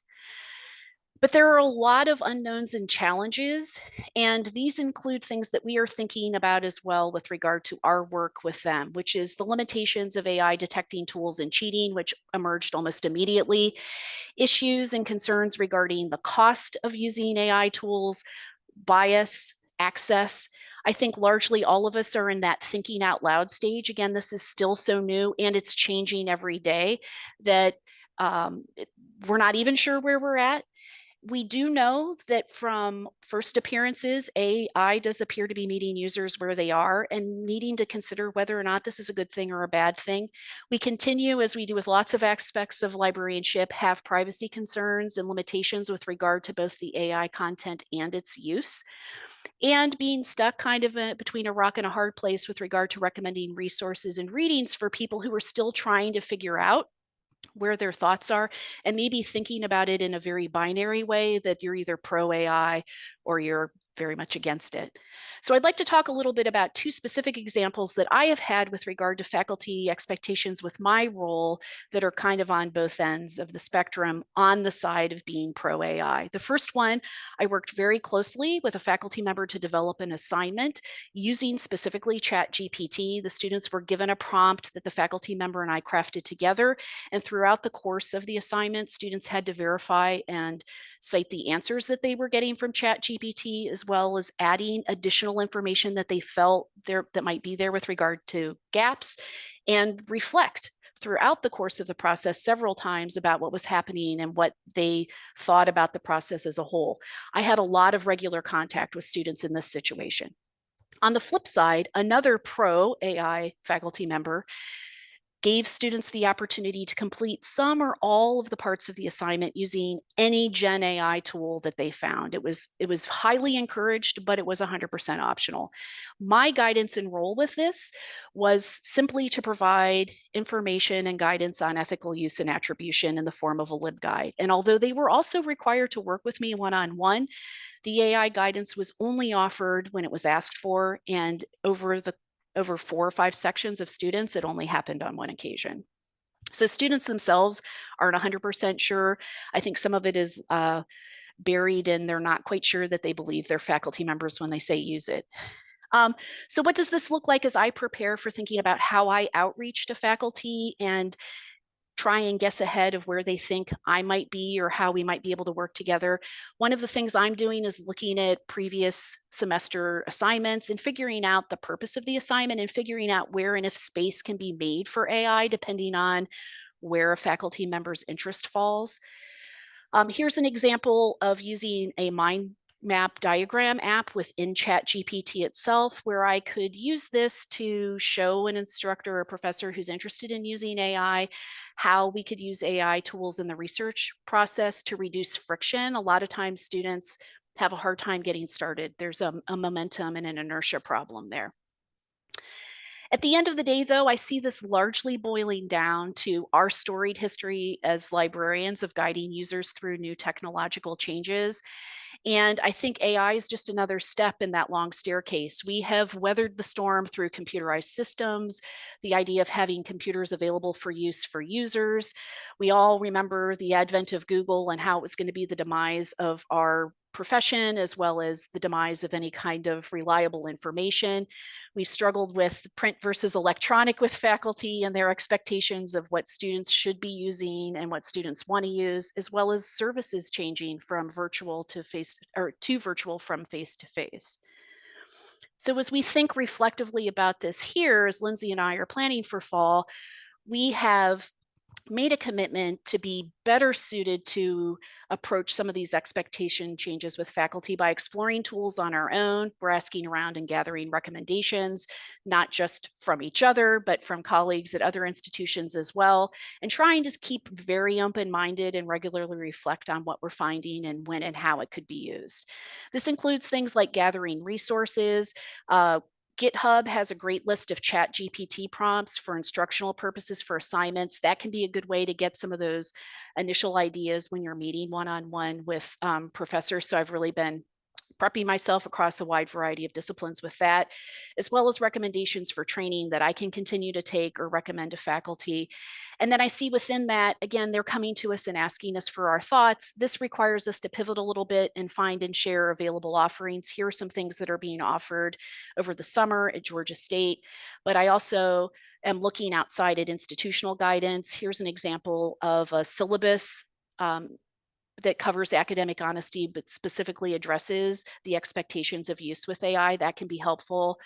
Looking at what's happening elsewhere, no surprise, Georgia Tech has the most developed, in my opinion, from what I've seen online, strategy with regard to AI, as well as a lot of developed guidance and documentation and recommendations. And again, this helps inform me and also think about what other faculty and library faculty are thinking about. And then pausing to stop and consider that using AI is an extension of what we already know and do with faculty. So working with them and students to learn how to build search strings, maybe it's a prompt now, controlled vocabulary, ethical use, and variable quality and results that we used to see in source evaluation are now healthy skepticism and the results that we're getting from AI tools, and the long-standing and never really solved issue of privacy.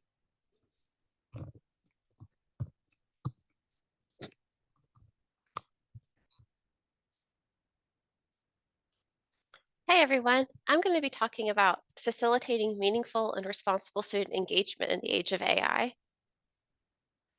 AI is a powerful tool, but it's still relatively new, so it's hard to predict exactly how it will be used when it comes to student engagement.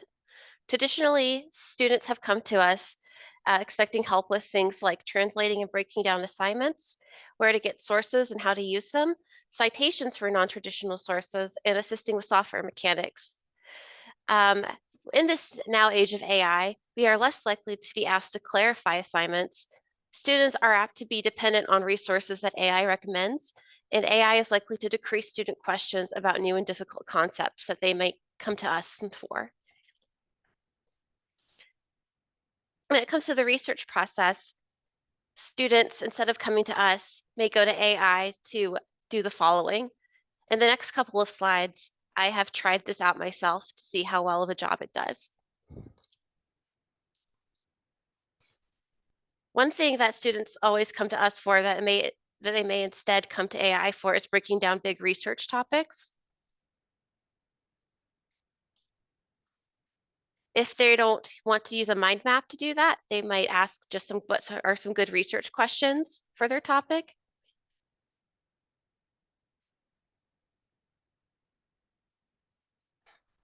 They may ask it about challenging concepts or concepts that confuse them, and they can simplify it as much as they need to. They also, instead of coming to us for assignment clarification, they might also ask AI to help clarify their assignment for them. They also might ask it to help create project timelines for them. Instead of also coming to us for resource recommendations, they might also use AI to do that as well. Some of the most common assignments that we see at our institution, which are listed here, we often are helping them find sources for, but could AI be used for resource recommendations for these assignments instead? I tried it out myself, and this is what happened.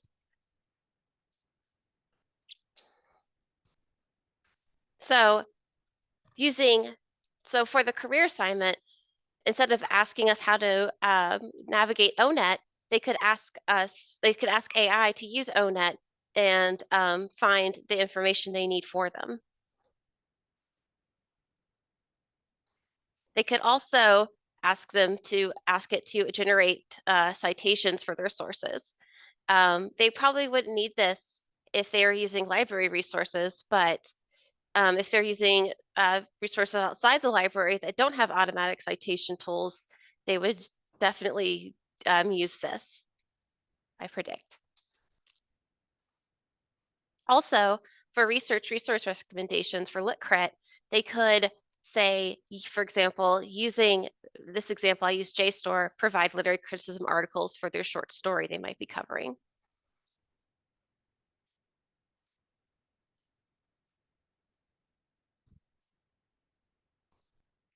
So some limitations, though, of AI tools are they cannot search library catalogs or databases. Students still need to perform searches in our library catalogs and databases and get help from us, librarians, because AI tools do not have access to subscription-based content and they cannot interfere with security systems. We may need to address the research elephant in the room by providing the students with guided opportunities to use AI tools properly and ethically. So some of these could be proper citation of AI usage, respecting content authorship, and also discussing privacy concerns within the classroom.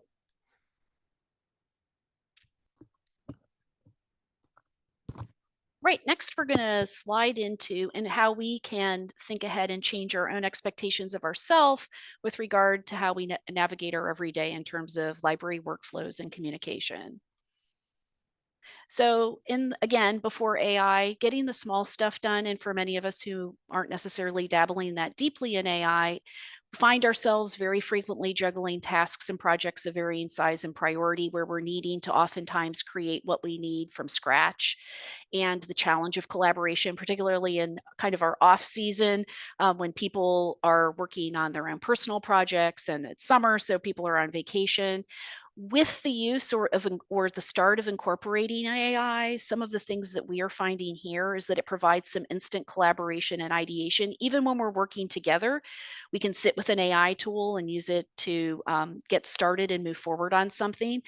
There are several AI tools that are being used broadly for meeting transcription that even includes providing a summary of the meeting afterwards and providing a list of any to-do list items or deliverables that each person in attendance may be required to deliver on. Documentation creation eases up very, very quickly, and it's also providing a way for us to think about communicating in a faster way and more meaningful and thoughtful way. So one example is using AI tools to eliminate that analysis paralysis and overthinking that we often find for those little things that are important, but maybe smaller in the scope of the total time it should take. So an example here is a screenshot using Microsoft Copilot, where I lay out the parameters for a 60-minute instructional librarian meeting and provide some specifics that I think need to be covered or addressed in the course of that meeting. And boom, in a matter of a few seconds, Copilot is giving me a framework. Now, I would say, like, largely, many of us are unlikely to lean entirely on this, but I can tell you it's reduced the friction tremendously and is really changing my attitude and procrastination tendencies towards some of these things, because it's getting rid of that inertia problem of where to start when it can be anything.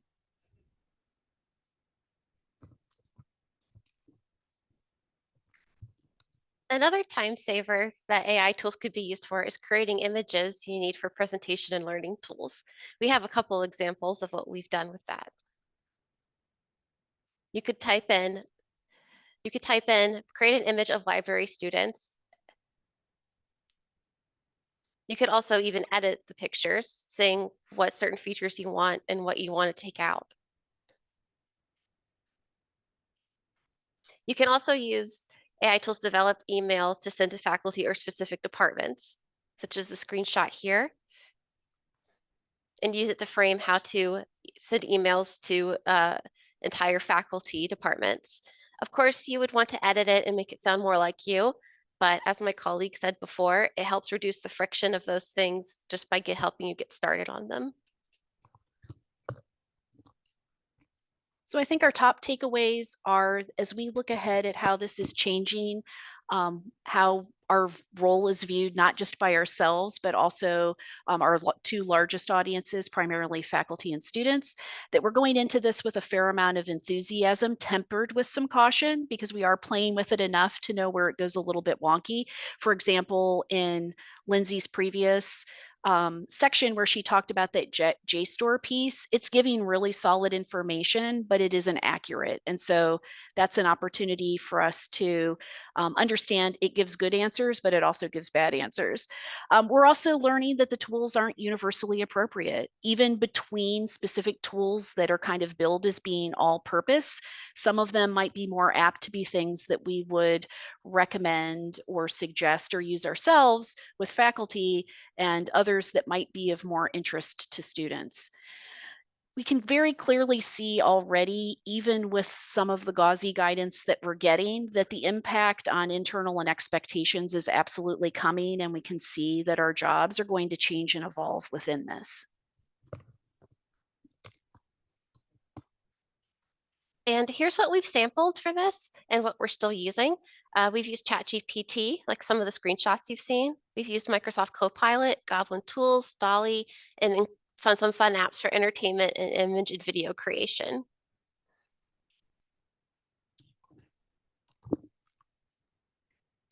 All right. Thank you so much, Amy and Lindsay. That was a very insightful presentation. If anybody has any questions, go ahead and put them in the Q&A. In the meantime, I have a question. Are you working on encouraging or promoting faculty who are not pro AI to use the librarians as a way to incorporate new assignments into their classes? Absolutely. And I think you have to be able to kind of test the water on what the reception of that is. And I think that's why it's so important to constantly be in the reading and the discussion of it at large of how it's being used. I think that's where those previously developed relationships with faculty can help you determine where you can come in at it. Sometimes the nudge might just be, let me send you a link and let you look at it. Sometimes you can allay a lot of concerns by referring them to resources. They often have very real and viable concerns. And so, but there's a lot of stuff out there that can kind of assuage it. And sometimes it holds more weight if you can refer them to some resources that have been developed by people in the same situation instead of just taking our word for it. But I do think that they frequently turn to us. I think all of us can list a number of situations where, whether it's formally written into our job role or not, our expectation of knowing what we need to know for our profession, and then that added layer of also being an expert of how technology intersects with that is a fairly standard expectation. Excellent. Thank you. Any other questions?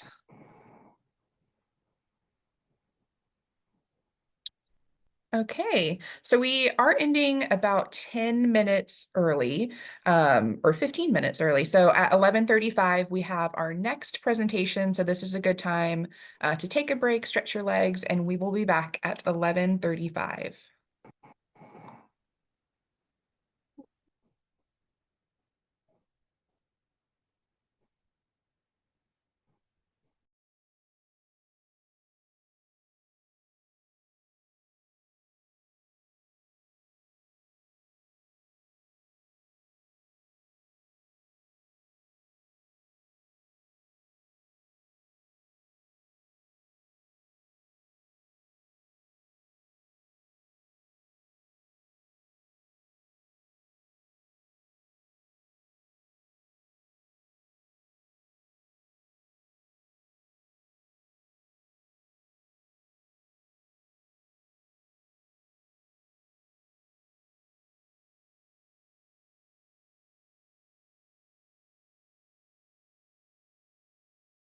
from Georgia State University.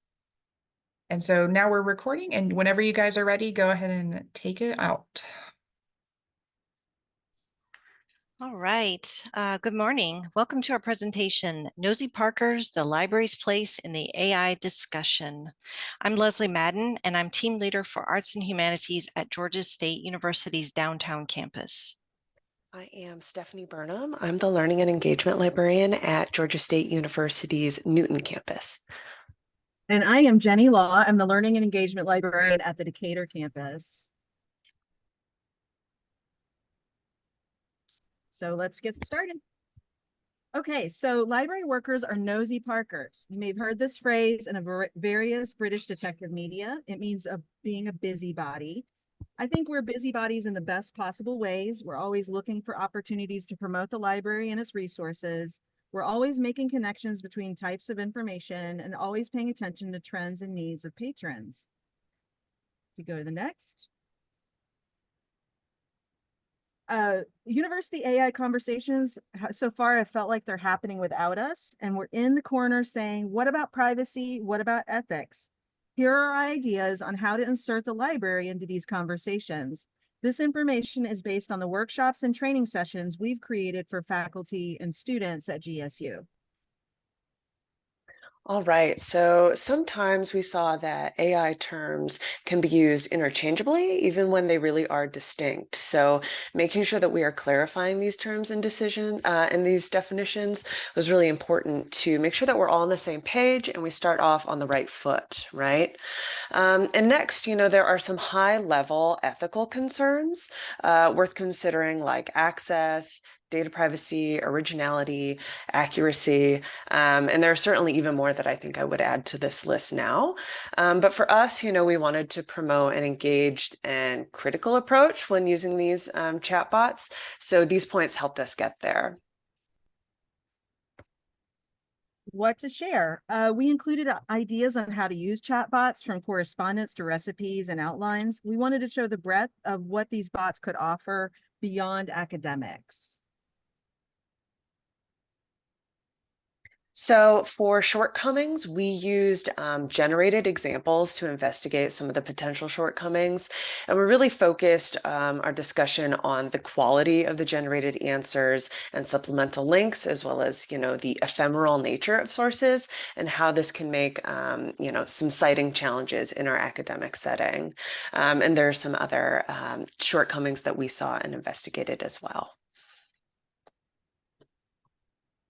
Universities don't have and or are still working on official AI policies and statements. We thought it was important to examine parts of the academic honesty policy that might be pertinent for students to consider when deciding whether or not to or how to use chatbots. So Jenny and Stephanie had offered a series of workshops for students, and out of that came an opportunity for us to offer a faculty-focused workshop. So we shared the things that have been presented already, and then we added these additional things that we'll be talking about now. We decided to focus on major style guides. And we focused on these 3 citation styles because they're the ones most commonly used by researchers, and they each treat AI differently. So in our workshop, we provided examples of how to cite AI using each style. And then we also talked about prompt engineering, what it is, why to use prompts, how prompts work, and how to find prompts to try. And then we also talked about where and how to learn more about prompts and prompt engineering. AI, we also included info on AI detection. What do they analyze? They analyze burstiness and perplexity, etc. I took a Shakespearean sonnet and a sonnet generated by a chatbot and fed them into an AI detector to demonstrate how the mechanism works and show the results of that. And then spend some time talking about the catch-22 of correcting papers with Grammarly's AI tools, and then that work being detected by AI checking tools.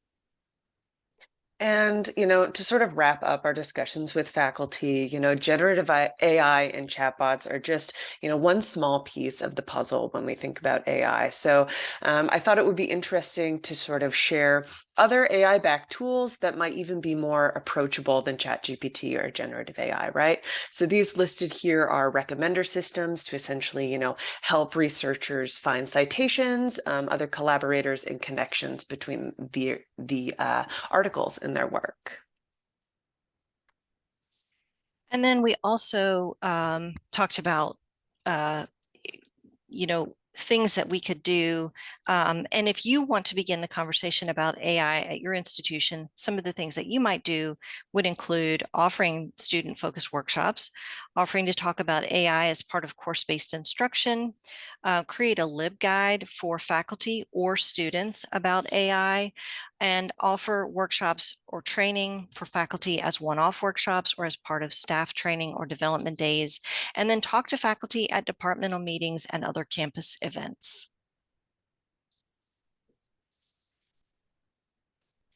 Thank you so much for attending our lightning talk. You can contact us at these email addresses, and now we're happy to answer questions. Thank you. Great. Thank you guys so much for that presentation. Super interesting. Does anybody have any questions that you want to put in the chat?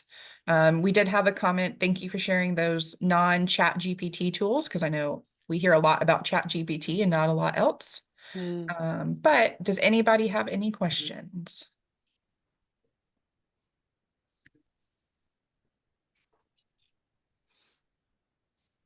Great. Well, thank you guys so much.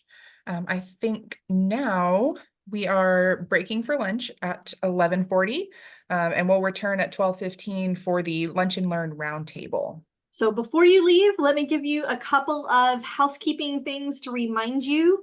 Hopefully you do have some questions that you've thought of during the last two sessions. We strategically put them right before lunch because we had decided that AI is a big talk thing right now in the library world, and so we thought that might be a good topic to discuss at lunch. But our lunch discussion doesn't necessarily have to be completely AI. It is a networking opportunity, but we're just going to use AI as a jumping off point. So what I'm going to do right now is I am going to put the Zoom meeting information for our Lunch and Learn roundtable into the chat. I'm also going to put it on the screen.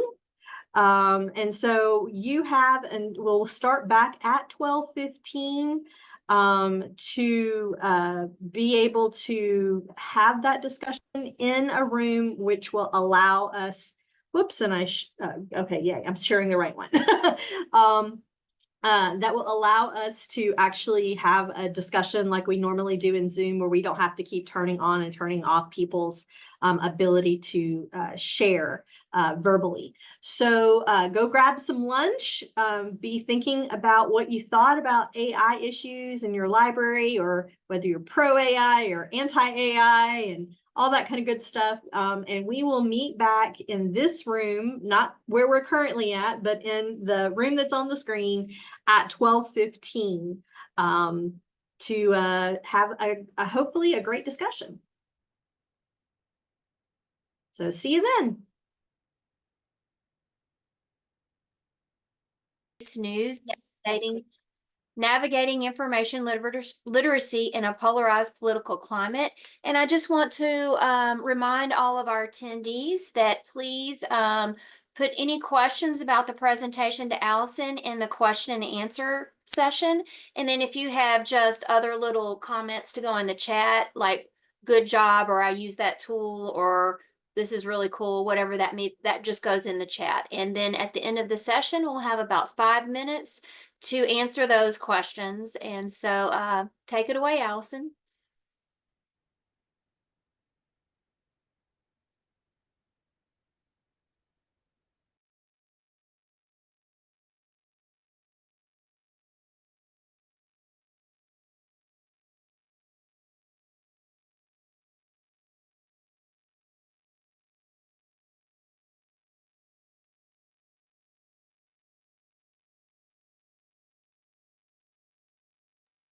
Allison, we cannot hear you.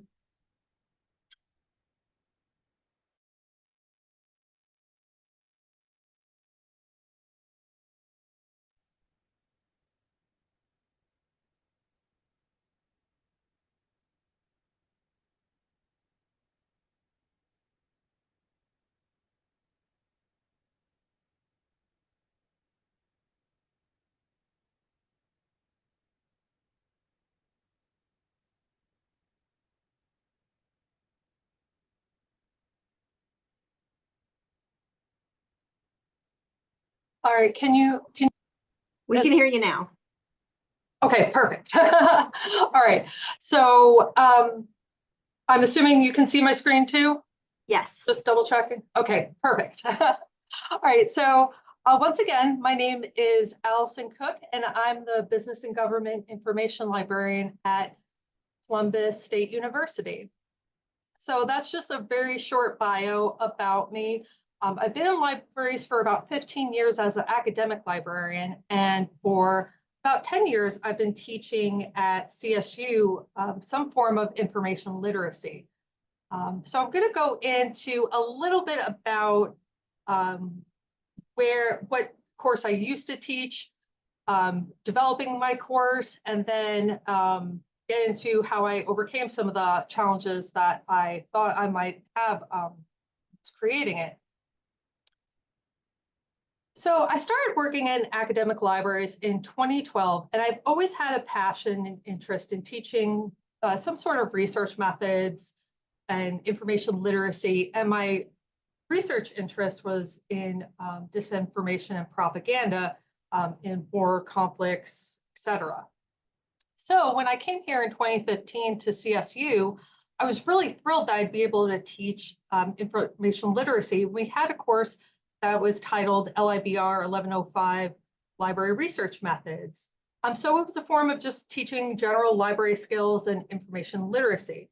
And over the course of probably about 4 years, I received a couple of grants from the QEP program at the time, and it would help me incorporate real-world problem-solving skills with information and research as it applies to everyday life versus, well, not versus, in addition to scholarly research. So I wanted to take just a quick time lapse back a few years to 2012 when I started teaching information literacy. And I think we all taught either a one-shot or a research consultation class or just with a student, the traditional way of information literacy where we identify sources, we look at the sources that we think we need, we find them, assess them if they're appropriate for our research questions. And I was no different. I was, along with databases, I was teaching how to use the library catalog, and I used lots of acronyms that I'm sure many of you use, like ART and the good old faithful CRAP test. And at the time when I started teaching in libraries, it was a great tool to use. But I also found at the time that students often don't always use this to apply to the media that they were consuming on social media and the general internet. And sometimes it was even hard to get them to use it for research projects that they were doing in a class. And so as we come closer to present time, we have the democratization of graphic design, where fake news was able to be generated at a better quality and easier to create in less time. You didn't need a graphic designer or a web designer to create really beautiful graphics and websites. And Canva, I'm a huge fan of Canva. This presentation's made with Canva. And I'm sure lots of you love Canva. But for fake news, we kind of see it almost skyrocketing when we no longer need other people to create believable websites. And I'm sure some of you use this as the Pacific Northwest Tree Octopus as examples of news sites that are likely fake. And of course, this one is fake. But it was obvious websites were obvious around the 2015, 2016 era.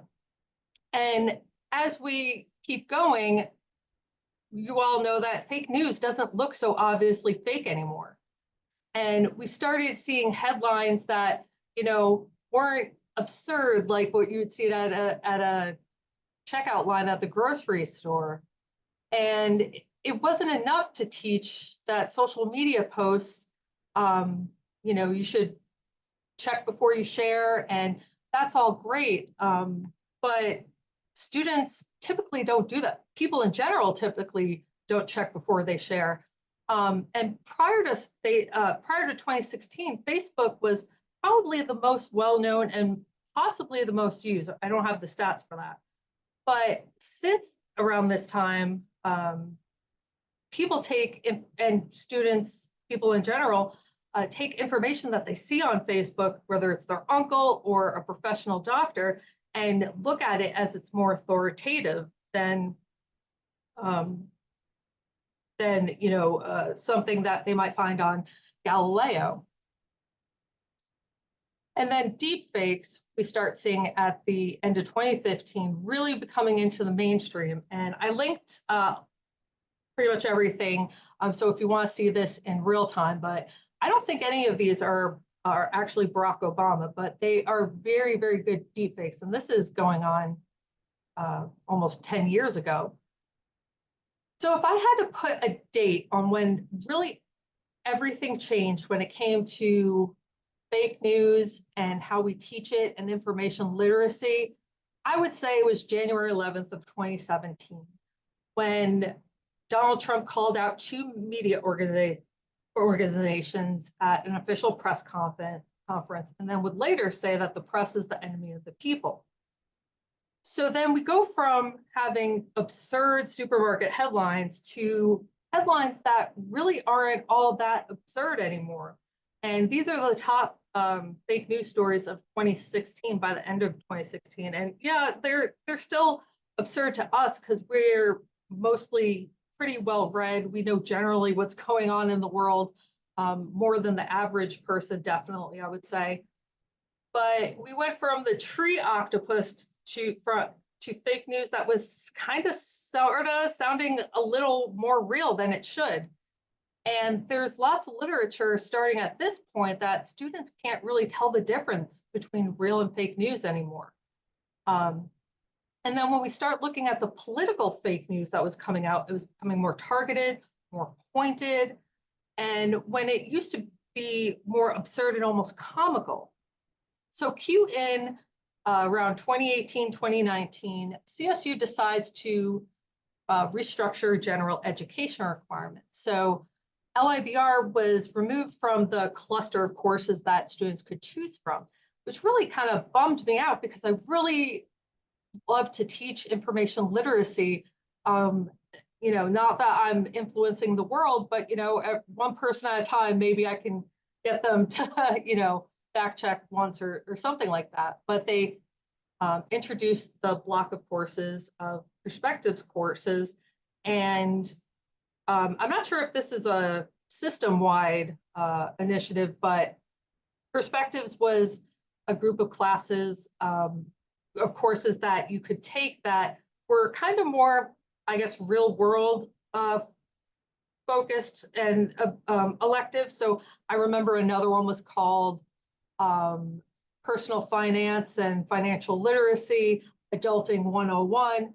So I came up with That's Fake News, and in fall 2021 is when I first started teaching it.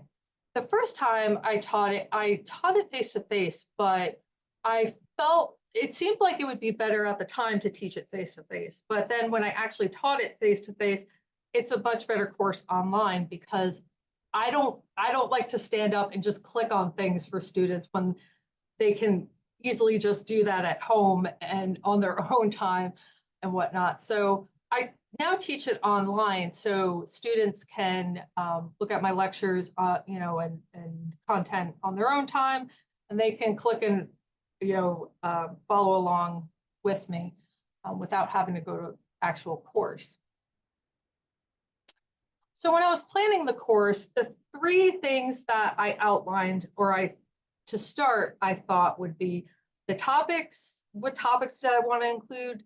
The objectives and how they tie to the topics with the learning activities. And then I think the thing I struggled the most with was the timeline of it all. What topics should be taught first? Which should, kind of lead to another? Should I scaffold it?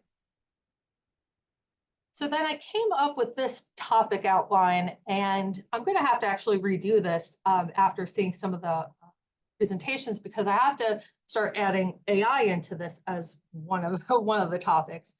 But I outlined that media bias and bias in general, the information industry and social media, journalism, experts, fact-checking, conspiracy theories, and means and gifts were probably the big, broad topics I should really try to touch on in some way. But at the same time that this is going on, COVID is still rampant, and education starts getting weird for both K-12 and more for K-12, but it's getting weird for higher education. Governors, legislatures start passing laws that limit topics you can discuss in K-12, banning books. And the same it wasn't probably as severe in Georgia, but Georgia was definitely coming up with some stuff. Some passed, some didn't.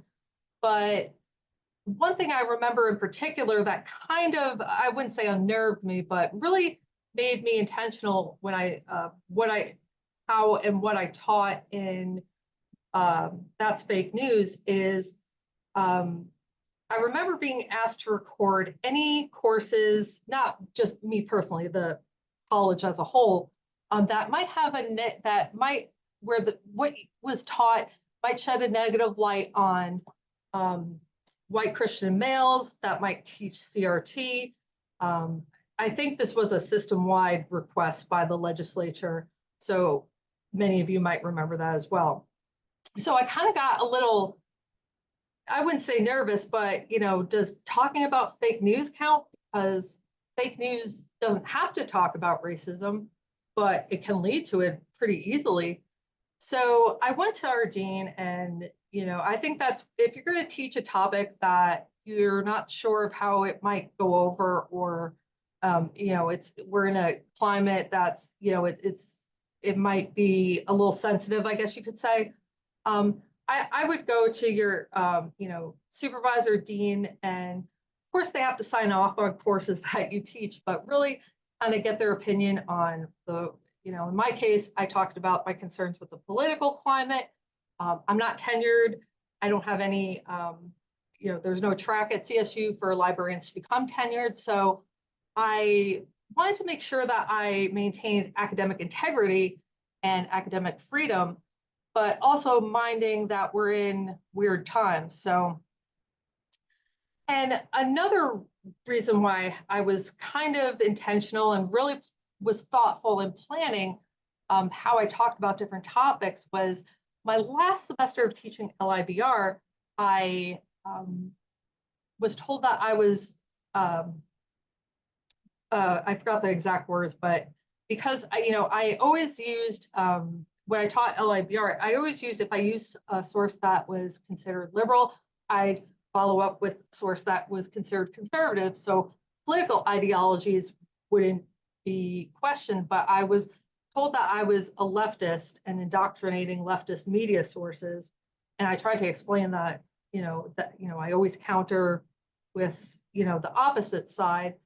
That didn't matter. So I didn't want to be labeled in this weird political time as indoctrinating anybody or anything, even though in higher ed, we are all adults. So what was the plan of attack in talking about some of these, addressing my concerns and challenges of teaching potentially divisive topics in a very divisive, polarized time? So here's kind of what I came up with. So when talking about bias, I was very mindful to not talk about anything that singled any one person or any one group out. And I really tried hard to keep discussion about bias relevant to the media and news only, and the most relevant forms of bias to information. And I kind of made myself vulnerable to students by saying, hey, we all have bias, I have bias, and it's okay. It's you know, if you're a human being, you have some sort of, at the bare minimum, some small implicit bias. And I made sure that I tied into why it's important to understand bias in relation to fake news. So I picked the most relevant biases that relate to information, and confirmation bias is probably the most relatable one. But I didn't just put lists of biases and their definitions. I tried to find cartoons, illustrations that showed what confirmation bias is versus just a list of biases and what they meant. And I also, one other way of making myself a little vulnerable is at the very beginning of the class, I would give, as everybody does, an introduction of myself. And I gave a very short 5-minute presentation, a little bit more detailed about my life, where I've been in my career, etc. But I was very intentional to put certain words in, because at the end of the presentation, I asked students to fill out a survey, which was a word cloud that said, what do you think of me? Based on what I've told you, what do you think of me? And the usual responses are smart, nerdy, quiet, you know, that sort of thing. And it doesn't really matter what they put, because the whole point is, there's your bias. You don't know me. You only really know that I'm a librarian. I teach at a university, and you know, and I point out things that I put into my bio that they didn't notice, and why didn't you notice that? So it gets them to open up a little bit, and it's a fun, you know, make fun of the teacher kind of thing. So I also try to always show and not tell. So I would talk about biases that are on the more comical side, which the Semmelweis effect was about a doctor in the I think it was 1860s or 1870s, who basically discovered that if you wash your hands with soap and water, patient mortality in the maternity ward goes dramatically down. And this is right before germ theory. So he publishes his great discovery that, hey, I'm onto something. I think there's something, and I forgot the term he used for germs, but it wasn't germs. And it ruined his career. And he was ruined, professionally fired, ends up in an insane asylum. And 20 years later, we have germ theory, and it turns out he's right. If you wash your hands with soap and water, it greatly reduces bacteria, spreads of infection, etc. So it's similar to the reactance effect. And students get a kick out of it, because it's like, to us, it's absurd to not know that washing your hands helps stop spread of disease. But at that time, it ruined somebody's career. And then the monkey business illusion, I'm sure you might have already seen this. It basically gives the point of, you can often miss a lot of things. I won't play the video, but it's linked in case you want to see it. And a gorilla goes through the stage, but there's a lot of other things that you miss because you're so focused on watching the people pass the ball. So if you haven't seen it, it's a really neat way to kind of show how biases and focus points can really blind us to other things when it comes to information. I tried to really use or show neutral parties that classify media and information. And All Sides is a great resource for that.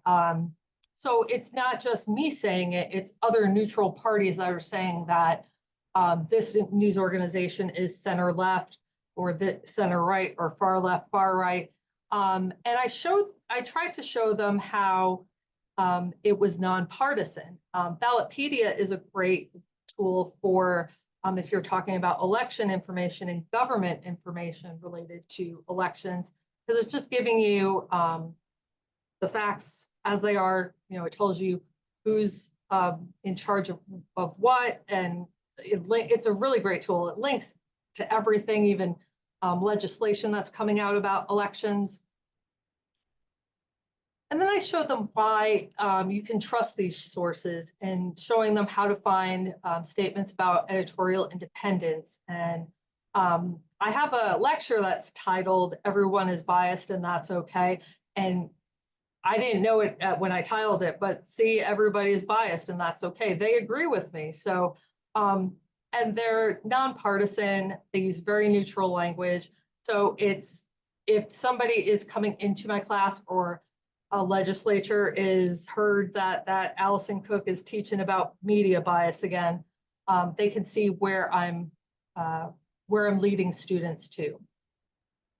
And whenever I can, I try to remove the bias and remove things that make it sensitive or potentially,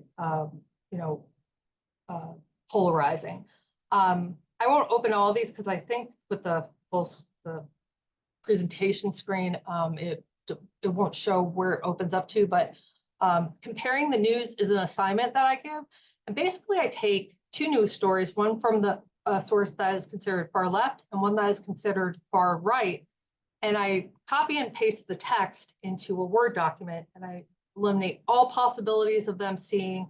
I mean, I'm sure they can Google it and find out that way, but to show that, and the reason why I do this is often the website design itself triggers our biases and already gets us emotional in some sort of way right off the bat before we even start reading what their website says.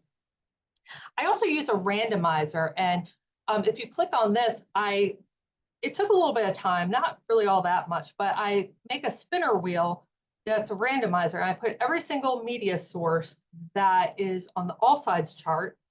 And whenever I instruct students to look at a media organization, I tell them, go to the spinner, it's random. Now, can they choose something that they want? Sure, they can, but at least they have the option of, I'm not telling them to go to a specific source. I'm giving them a random choice. And then we talk about, I ask them how they view the article. I give them the tools to say what good, and I'll go into this in just a second, what good journalism is, and does this article meet that standard, and get more of their thoughts. And then conspiracy theories. This links to Checkology. They have a lot of great resources, lesson plans, videos. It's really a fantastic source. They take a break in the summer, so I would suggest if you wanted to check them out soon, because they shut the website down in July for maintenance and then reopen it in August. But they have a conspiratorial thinking lesson that's I take certain tools from because it's geared a little bit younger than college, but it's very helpful in at least kind of getting ideas on how to present potentially sensitive topics with that's in a intellectual way, and how students can learn the concept, and but not eliminate any chance for any issues. And then you can also create your own conspiracy theory. These are conspiracy theory generators. The one on the left is a little bit more believable, even though they're kind of absurd. The one on the right will come up with a really out there conspiracy theory. And what I have students do is, how do we make this believable? What are we going to have to do to get people to believe it? Who do we have to discredit? What professions? And then birds aren't real is, I'm sure you've all heard that, that I linked the website. That's a great one. Lighthearted students really have a lot of fun talking about that one. And one semester I had them try to, how do we make people believe birds aren't real? And that was a really great discussion on how we could make people believe birds aren't real. And it also shows them how fake news how easy it is to create a conspiracy theory and turn it into something sensationalist. I mentioned before, I try to show what good journalism is and not tell them what good journalism is. So I point out things like the Society of Professional Journalists and their ethical standards. I borrow from Checkology and some of the videos that they have that are, they have a white list of videos that you can just pop into your courses and whatnot. Oops. And some suggestions I have if you're teaching about disinformation or fake news, don't reinvent the wheel. I tried to reinvent the wheel and I didn't need to reinvent the wheel. I learned. So there's from creating this course, I knew that there's always tons of tools, lesson plans, assignments for teaching about disinformation, especially in K-12. There's lots of sources for higher ed or how you can take K-12 stuff and adapt it for higher ed. And a lot of my content, I linked in my course portfolio of topics, lessons that I've created, videos that I've created. So that's on this link. And a lot of them I've adapted from Checkology. I'll take a course intended for 5th grade and, turn up the difficulty levels for a higher education class. I also include gamification to, take the attention that can come from some of the discussions. And that's why also online is a little bit better than face-to-face because there's a barrier where people can feel more protected and open up and have a more thoughtful conversation, ironically enough, when I'm teaching fake news online. I don't know if that's a around the spectrum thing or just me, but that's what I noticed. So for assignments, students can earn badges, and for really good posts, and whoever has the most badges at the end of the semester gets an automatic 100 on the final and doesn't have to take it. And then I also I make sure that I include memes and GIFs, partially to show how fake news spreads. A big chunk is because it's just a fun way to show students about fake news as a method for people to spread fake news. And it's a really good tool for fact checking. Is this, I'll take a GIF or meme that is, going around and, hey, can this actually be true? And it's not that I want the right answer. I'm looking for the process of how the student found the information. So my references to any of the photos and stuff, the link is here, or you can snap the QR code. I put my link tree and my LibGuides. This is my course guide for the class. And I put my link to my slides in the chat, but here's also a QR code if you want the slides again. And thank you so much for coming and listening to me talk about my class. Thank you so much, Allison. That was really great. I can see you work really hard with the students and your content and some great resources that you presented. Maybe some of us were aware of some of them, or just a refresher, or a lot of new resources as well. I really got a lot out. I didn't want to repeat too much, because I know we all kind of borrow from one another, but I always need a refresher. Definitely. I thought it was fantastic. So thank you so much for that. And we are opening up. We can take any questions that anybody wants to put into the Q&A session.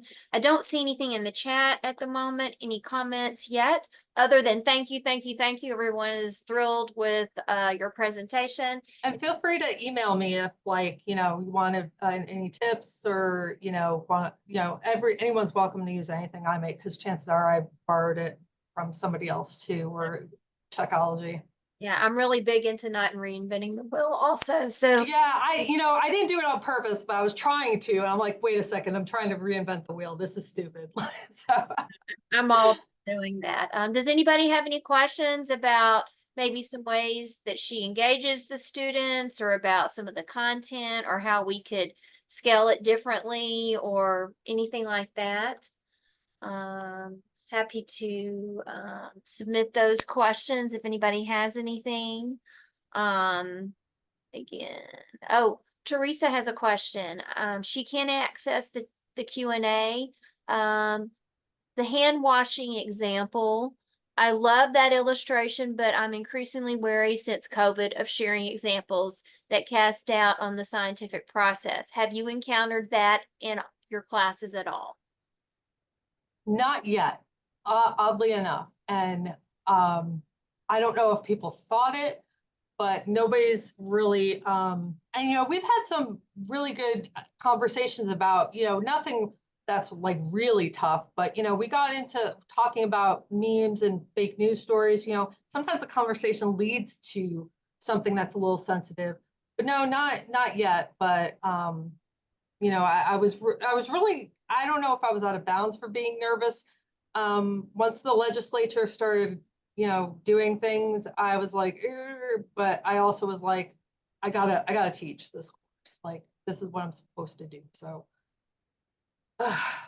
Definitely. Well, it's amazing what you've done, all the different ways to engage the students that you talked about. It's pretty cool. So I thought it was great. Does anybody else have any questions? Let's see. any thoughts or approach the upcoming election? There really is no good way to go about it. So I just kind of straight shoot it, to be honest. I'm in the process of updating my election LibGuide for 2024. But really all I'm including is how you can register the vote, set up your plan, nothing and linking to government information. So, I mean, if that upsets somebody, sorry, but that's just how we vote, so I don't know what to tell you. So, as long as you keep it like, I think if your intention is good and you like, I think just straight shoot it and you should be fine because it's election information. And it is what it is. Absolutely. Definitely. And that's something for us all to think about as we're teaching and adding different content in, or I'm always looking for a new topic to engage the students every semester. So that's definitely that's AI. I had some great ideas from you guys though. Yeah, definitely. Any other questions before we end the Q&A session? And if not, again, you can always reach out to Allison. She would be happy to answer anything via email. And of course we can reuse some of her content, as she said, as we all share our resources. So if there's no more questions, we'll go ahead and end the session. Thank you so much. It was Thank you so much, guys. Dana, you have one raised hand, and I've been trying to make sure that hand was just by accident, maybe. But I saw an applause. I don't see a raised hand. If you go under participants. Oh, I see it. Yeah. Cami.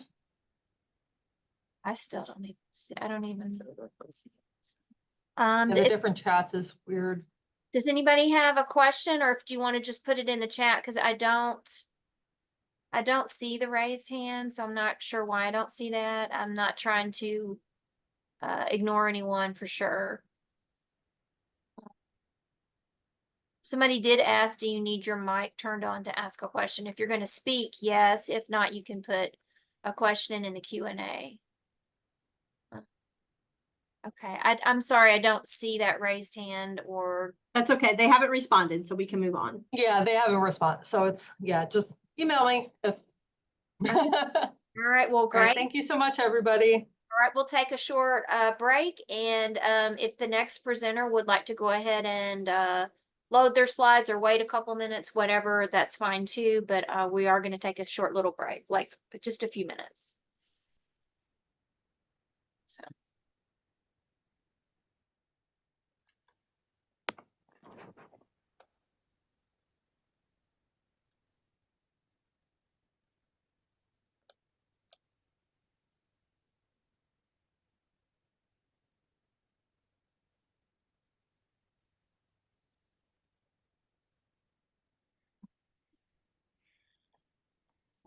I'm trying to find the PowerPoint, sorry.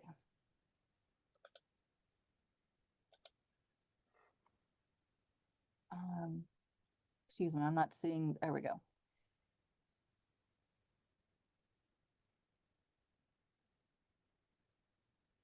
Okay. Trying to get this in, here we go. I'm not sure when our session starts, Dana. Does it, let me know. It starts at, oh, it does start at 2:05. Oh, I guess it does start a meeting. Okay, so go ahead and get that started. And I'm sorry, I didn't realize we were at that time. So everyone, again, I'm Dana Johnson. I'm the RSIG chair, and we have two librarians from Georgia Tech, and they're going to speak on helping students become lifetime learners, exploring government resources. And I'm sorry, this is not all of a sudden working, or something isn't working right, excuse me. Thank you, Dana. Okay, excuse me. Oh gosh, something isn't working right. My name's Patricia Kenley. My colleague and I, Betty Finn, will be discussing or focusing on how much government resources can help with your students becoming lifetime learners. Students need vetted information resources, and government databases are a gold mine of information on a wide range of topics, in particular business, science and technology, and more, and often offer a practical approach to a critical problem. And this is just not working, sorry. We've noticed a new feature that some journal articles and conference proceedings are indeed indexed in these resources. You have access to abstracts and sometimes the direct link, particularly if the author or co-author had a government grant or a federal employee. These databases typically include technical reports written by experts in government, universities, and organizations. And these reports can cover complex subjects, yet give clear explanations. Our annotated database list linked in chat provides search tips and help links for these databases. For the top 12 government databases, my colleague Betty will take it away. DTEC is Department of Defense, all sorts of topics. OSTI.gov is Department of Energy. Science.gov is 12 federal agencies with their websites. NTRL is National Technical Reports Library, and it's also a large number of agencies with their information. NTRS is NASA. Search is the National Agricultural Library, it includes Agricola. PubMed is National Library of Medicine, including Medline. Medline Plus is an online health information, such as prescription drugs and a medical encyclopedia. TRID is Transportation. HathiTrust has a U.S. federal documents. ERIC is Department of Education. CIA World Factbook is summary information and statistics of many countries. And there's a URL to the list we just had on the chat. Thanks, Betty. We thought of a few current topics and wondered if we could quickly and easily find articles and resources in these government databases, and sure enough, we did. This first example is from TRID. It's on e-scooter case study. There were research institutes and several universities combined to do a study. We're showing one of several charts. This one is on what a vehicle driver was doing and an e-scooter rider was doing right before the accident started, but there are many other charts because cities and universities need to make decisions. Next, cicadas. Technically, it's the periodical cicada because every 13 and 17 years they come out, and this year it's both. So science.gov was wonderful with this. It had in its bibliography a classic report, 200 pages from 100 years ago. And from looking at that, knowing that particular article and title in the National Agricultural Library was quickly found linked to the full text. This drawing is free to use and shows the little cicada coming up and down the tree, shedding, molting, it becomes white, then it becomes the dark color we know it to be. Again, that journal article was the annual review of entomology from a commercial publisher, yet the full text is free and had many color maps of the Southeast, which we were not allowed to show, but it did indicate that crowdsourcing has been used for over 100 years with reports of where cicadas have been observed. county by county, as you can see in Georgia in the mid 1800s. So check out science.gov. The RAND Corporation has done a lot of work with the Department of Defense and other federal agencies. And artificial intelligence was just discussed today. It's in the news daily, obviously. But the one real thing about this is 40 pages, really giving you the issues, the definitions, possible solutions, and more of this important new concept, again, from the RAND Corporation. Well, these important government documents and examples that we showed are in the chat that Betty put in chat. So feel free to contact us for more information and any questions. And thank you all. Thank you. Thank you so much. That was a great compilation of government resources. I used to work as a federal librarian, and I was trying to remember DTIC the other day. I haven't used it in so long and I couldn't remember it. But thank you also for posting that document that has all of those resources listed. That's incredible. I definitely bookmarked that so I can go back in and grab those resources.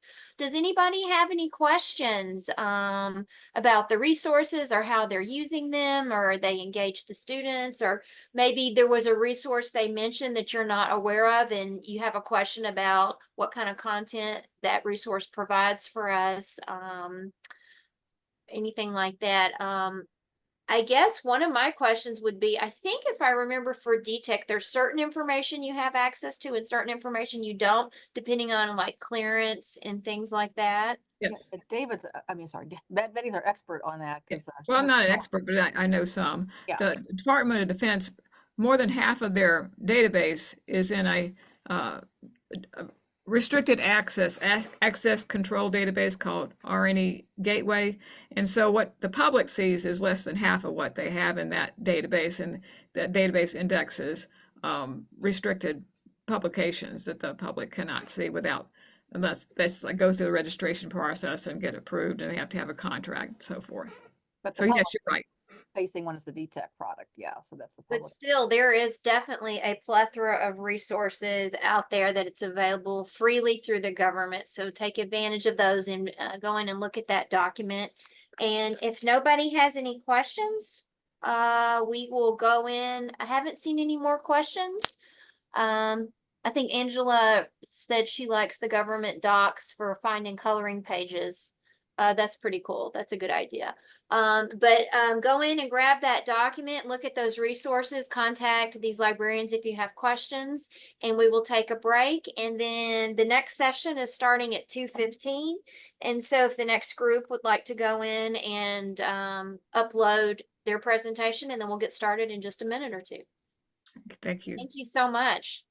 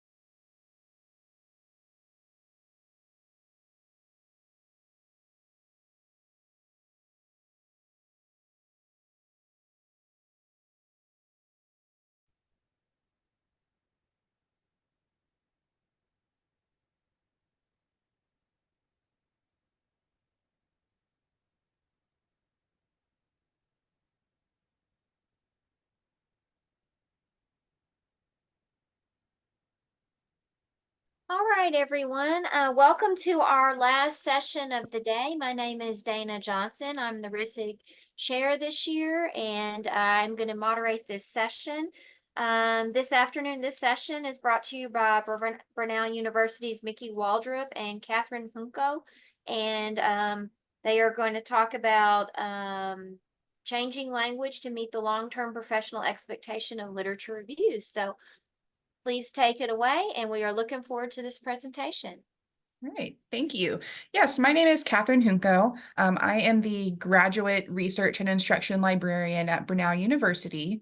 And then I also have Mickey Waldrop with us, who's the head of research and instruction at Brunel. We are doing our session Step Aside essay as we discuss how we are working to alter how we teach research to our undergrad population in preparation of postgraduate education and careers, especially in the sciences. So just to start, Brunel does have a pretty strong offering in healthcare programs, beginning in undergraduate and continuing through doctoral level. So many of our undergraduate programs function as feeder programs for our graduate programs, including pre-occupational therapy, psychology, physical therapy, or nursing. We have noticed a gap in understanding about research knowledge and skills as students come from high school into undergrad, and then going from the undergrad level to the grad level.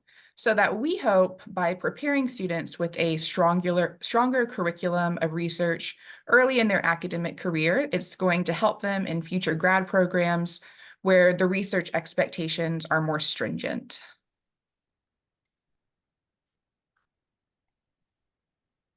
So a little bit of background on the state of undergrads that we recognize in our own student population. Early in their college career, some students struggle to understand the research and writing tasks that they're meant to complete for their courses. Some of them don't take research and writing as seriously as their instructors may want them to. We see this happening with general plagiarism and also an uncritical use of AI language models. These two examples specifically are ones that Catherine and I have experienced just over the past academic year. Oftentimes they struggle, to formulate a research question. They do not understand the sources to use. They merely want to write a book report for us instead of synthesizing the information in their writing. In spite of the English language arts standards that many of our students are familiar with, stating that there is a focus on research writing and analysis, this rarely is consistent with the skills that we see upon college entry. The Georgia ELA standards that you can see here on the slide indicate that graduating seniors should be able to formulate a focused thesis question, synthesize information from a variety of credible sources, and acknowledge appropriate sources to use in their academic work. The materialization of the undergraduate student that remembers how to do this or truly understood it in the first place is exceedingly rare at Brunel. The incoming student population at Brunel for the 23-24 academic year included students who were freshmen in high school when the COVID-19 lockdowns began. There's a lot of literature available discussing the drop in academic performance, increase in stress levels and mental health challenges, and a low motivation brought on by the pandemic, in part due to the lack of contact hours in school. As such, academic expectations were hit hard, a situation that continues to reverberate. Stick et al. In 2021 reported on data collected about high schoolers during the pandemic and highlighted that stress caused a lack of motivation to do schoolwork and an inability to concentrate on schoolwork. These in turn became two of the top 5 stressors associated with COVID-19 schooling. Students at all levels of education continue to struggle with issues that were brought on in the pandemic. Additionally, for undergrads, there's this whole strange new world of being an adult when they get to college. The transition to college and being a more independent adult causes stress levels to jump. Often the students feel blindsided by the expectations, the responsibilities, and the sheer amount of time that it takes to function. And on top of that, how to be a successful adult in college. Unfortunately for instructors like Catherine and I, this means that a research course really doesn't seem as exciting or as important as burgeoning adulthood or even the requirements of their major. So once our undergraduates get to college, some quickly discover that high school may not have set them up for success like they would have expected or liked. They go to classes and they experience jargon that sounds like a foreign language, and they're asked to do things that they, at best, have forgotten how to do, or at worst, were never really taught how to complete when they were in high school. Brenau has standards and skills associated to research and thinking that are very similar to the English language arts Georgia standards for excellence, as noted on the previous slide. And as most of our student population comes from the state of Georgia, it's really kind of interesting to see. As undergraduate students, we want them to become solid researchers who can plan out a research project. They can find existing research. They can use it appropriately whilst furthering their understanding of their chosen subject of study. So if all of that wasn't hard enough, we have noticed that understanding the requirements of their writing assignments is difficult, but it has been doubly difficult to get the students to actually turn their assignments in or turn them in on time. If you have any questions about that, you can talk to Catherine about at least 2 of her students that she had this past academic year.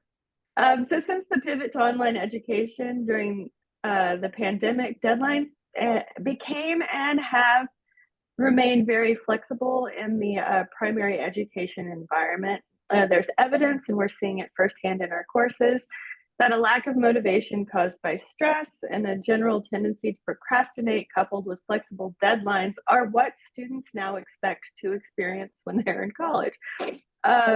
Also popular are the numerous chances to turn work in. We have Gian Raxus et al. In 2023 both report on this incident happening in their research as well. So us being in college, and us expecting certain results and not being okay with wibbly wobbly deadlines results in our students getting lower grades in classes that should be really easy to pass. It makes Catherine and I look like scary librarians. They expect us to be anyway.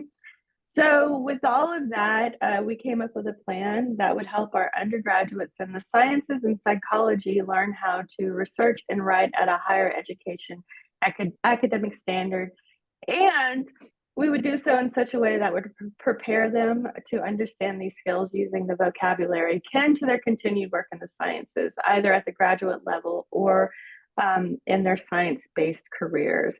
We're doing this not because we don't like students in the humanities, but it is because we are invited in to teach semester-length classes in health sciences, in the sciences, and also in psychology. All right, so we do currently have 2 undergraduate research and writing courses. So LB 101, which is beginning research using APA, and we have HS 205, which is writing in the sciences. And they're both geared towards undergraduates. So our psychology major is a pretty popular major that our students who are entering their undergraduate careers tend to gravitate towards. And our LB 101 class is required for that degree. It is intended to be taken in their 2nd or early 3rd year before they enroll in a different research methods course, but we do sometimes get freshmen in there as well. Similarly, we do have HS 205, and that is required for all undergraduate science majors to learn about writing in the sciences.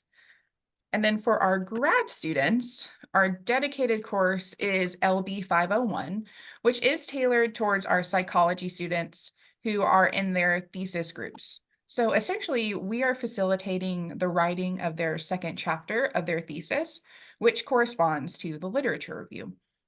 In addition, I am the graduate instructional librarian, so I work a little bit more closely with grad students and grad faculty in a more embedded role. So I am providing specific course support at this level with physician's assistants, occupational therapy, nursing, etc. Most recently, I've been working with physician's assistant department for 1st years in their research methods course, and then our PA capstone students who need to come up with a novel PICO question for their pseudo systematic review that they do. And we have also the very first group in occupational therapy who is completing a systematic review for their degree that I've been consulting on. So in my experience with this, there is still a pretty distinct difference between the level of information that undergrads and graduates were learning in these courses and what our grad students are still not necessarily prepared for, even for this more rigorous research. So in the hopes of preparing our future grad students, we knew that we wanted to make some changes in the current delivery of information. So we got this book using the 6 steps of a literature review by Mackey and McAvoy, published in 2022. And we outlined the steps that students need to complete in order to write a successful literature review. We do acknowledge that Mackey and McAvoy are writing for an audience that is engaged with writing in a professional or dissertation level literature reviews. And so we have done some truncation of the steps that are unwarranted at the undergrad writing level, and then expanded it again for those who are writing at the graduate level. So, for example, at the undergraduate level, we've removed some requirements to implicitly link the need for research to a specific discipline because they already know the discipline that they're writing in. We've also gotten rid of any extended discussion of warrants, as at the undergraduate level, linking viable claims to appropriate evidence is enough for them to understand what they will get into when they get into graduate writing. Also, any discussion of large management schemes or the use of citation management systems, we've gotten rid of those as well. And that's just because the amount of research that they're using at an undergraduate level can be handled using a Google Doc and Google Drive, instead of trying to also get a little stressed out about having to learn how to operate Zotero and then write a paper.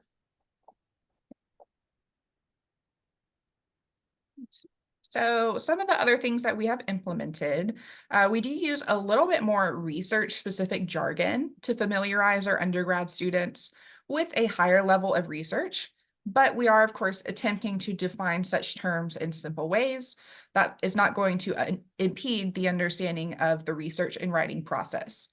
Ultimately, our goal is clarity. So instead of introducing an assignment as an essay, a paper, or a term paper, we've opted to use that term literature review. And we also prefer to use terms like synthesis and research gaps to help explain the process of critical thinking and writing. We have recently created and tailored our literature review LibGuide to fit the process and provide really clear steps to actually writing a literature review. And we also are using the idea of funneling information as a means of structuring literature reviews. So taking a topic from that broad topic to more specific claims is taught in undergraduate and graduate courses, and it fits in perfectly with that APA writing style. Ultimately, we do want to avoid students writing their paragraphs about one article and just making it kind of a jumbled mess. And finally, we also utilize a visual synthesis matrix in both of our undergrad and grad classes now. It used to be primarily in our grad courses to make that synthesis aspect of our literature review easier to understand. But having a fillable form that physically requires a student to note when an idea is shared across several resources and how it has resulted in a reduction of students actively fighting synthesis. And it generally just helps our visual learners conceptualize their arguments in support of their research questions and what sources support each argument. So for those who are considering graduate school, especially in the health sciences, where evidence-based practice is emphasized and lends to quality care for patients, a strong foundation in research is essential. So by teaching undergrads quality research skills and how to actually comprehend others' research, we hope that they're going to be more prepared for the rigors of advanced academic work and make them more attractive candidates for graduate programs. Then once they're in those programs, They're not going to be blindsided by the rigor of needing to do a thesis, capstone, or even a systematic review like our physician's assistant students do. So ultimately, all of the effort culminates into post-grad careers and having the ability to be clinicians who can face a problem with a patient, effectively search the literature, and apply current knowledge to the best treatment is going to be vital. So as we've just kind of started on this adventure together, we've thought of a couple ideas that would further help our students develop these research skills. This includes introducing a framework like PICO or PIO in the undergraduate science writing courses so that they can begin to think of that as a way to structure their research questions instead of calling it a claim statement or a thesis or anything like that. It's a concept that is especially present in our grad studies like PA, which is a very attractive program right now. Second, we want to introduce more fun, active learning to our undergrad courses, especially. Catherine and I have both taken two of the Association of College and University Educators courses on promoting both active learning and designing learning-centered courses. Thanks to these classes, we aim to move towards a more active learning model for our research courses, making useful and fun in-class activities that will decrease the amount of work needed outside of class in hopes of keeping the students a little more engaged and accountable to their major assignments, and also to facilitate an actual understanding of what they're doing in hopes that when they get to grad school, they'll remember this and they'll just keep on using it over and over again. Additionally, Catherine and I would actually like to talk to some people in local high schools and just to better understand how teachers prepare their lessons for information literacy and research writing. That way we can have better expectations of what our students may look like when they're coming in from high school. If it's possible, it would be neat if we could collaborate with local teachers and facilitate workshops that might aid in the preparation of high school seniors. No matter what university they're going to go to or no matter what degree they're going to go to, they would still have some foundational information before they get to college. Additionally, we see that collaborating with the University Writing Center would allow us to open a discussion with the instructors as well as the peer tutors that operate the Writing Center. And that is so that they will better understand the needs of people who are writing in the sciences and those that are writing in APA style. Because right now they typically support MLA with a lot more confidence than they do APA. And sometimes that can cause a little bit of stress that our science writers are feeling when trying to understand what Catherine and I might be saying to them, understand what a peer coach is saying to them in the Writing Center, and then trying to make it fit into APA. So we would like to see that be a little bit smoother for our students in the future. All right, these are the references that we read when we were trying to better understand what we were trying to do and how it might be helpful for our incoming students. Thank you. Thank you. All right, that was super. I really enjoyed it, especially since I work specifically with health sciences, and to see how you do your program. And I didn't realize y'all had so many bachelor's, master's, and doctoral programs as well. So that's pretty incredible. We can take any questions that anybody has about the research they presented, and you know, systematic reviews are often used in medical, but they're used in other subject areas too. So you might be using them for business and other content areas as well. Does anybody, I don't see any questions in the Q&A at the moment, but happy if you guys have any questions to go ahead and submit those, and I'd be happy to relay the questions. If you have questions about anything else that Catherine and Mickey have done at Brenau University. Catherine, I do have a question, and unfortunately, as a host, I have no access to write in the Q&A, which is interesting. For your systematic reviews that you're helping your students write, are they giving you accolades, acknowledging you in their publications writings, or are you asking to be listed as a co-author? Are you getting any kind of credit for helping them with their searches? Yeah, so for our physician assistant ones, that's more of just like a consulting role that I do, because I don't think that they're officially publishing those. But for the occupational therapy one, I will be getting acknowledgement. That's going to look so good on your FAR. Yeah, that's really awesome to be able to do that. And when I went to a workshop I went to last year, a lot of librarians, when they're working with students with systematic reviews, have them sign a form so that they will give them credit for it as well. And it's really important because you guys do really contribute a lot to that. And we're busy with our work, so this is a way to get that publication in for that promotion or whatever your goal is. So definitely what I have learned in my experience is just always present that information. You know, if I'm going to do this and do your search strategy, I expect some type of, you know, yeah, definitely for it. So I agree. So that's great. Any other questions, you all? We understand that it is late in the day, so if you have no questions, we take no offense. I was just curious, do you guys, you mentioned Zotero, is that the main citation software y'all use? It sounds like for the master and PhD programs. So it is. It is. That's yeah. I really like it. So yeah, it's very helpful. Yeah, 100%. So. And once we show them the magic, they're like, "Oh, that is amazing!" So yeah, I got tickled. I got called the Zotero. I went into a physical therapy office as a patient, and I got introduced by one of the other PTs as, "This is the Zotero lady." I love it. I know I showed you this. See this magic wand? This is what you do. And yeah, it's a great tool, especially being able to use that after they graduate. They still have, you know, because it's open source.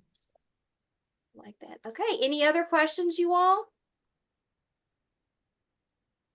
Okay, well, if not, we can wrap this session up, and then are we going to talk further about the conference? I'm just going to thank everybody for attending and our presenters for giving us a wonderful day filled with great research and resources and knowledge and skills. I am thrilled with how the day went.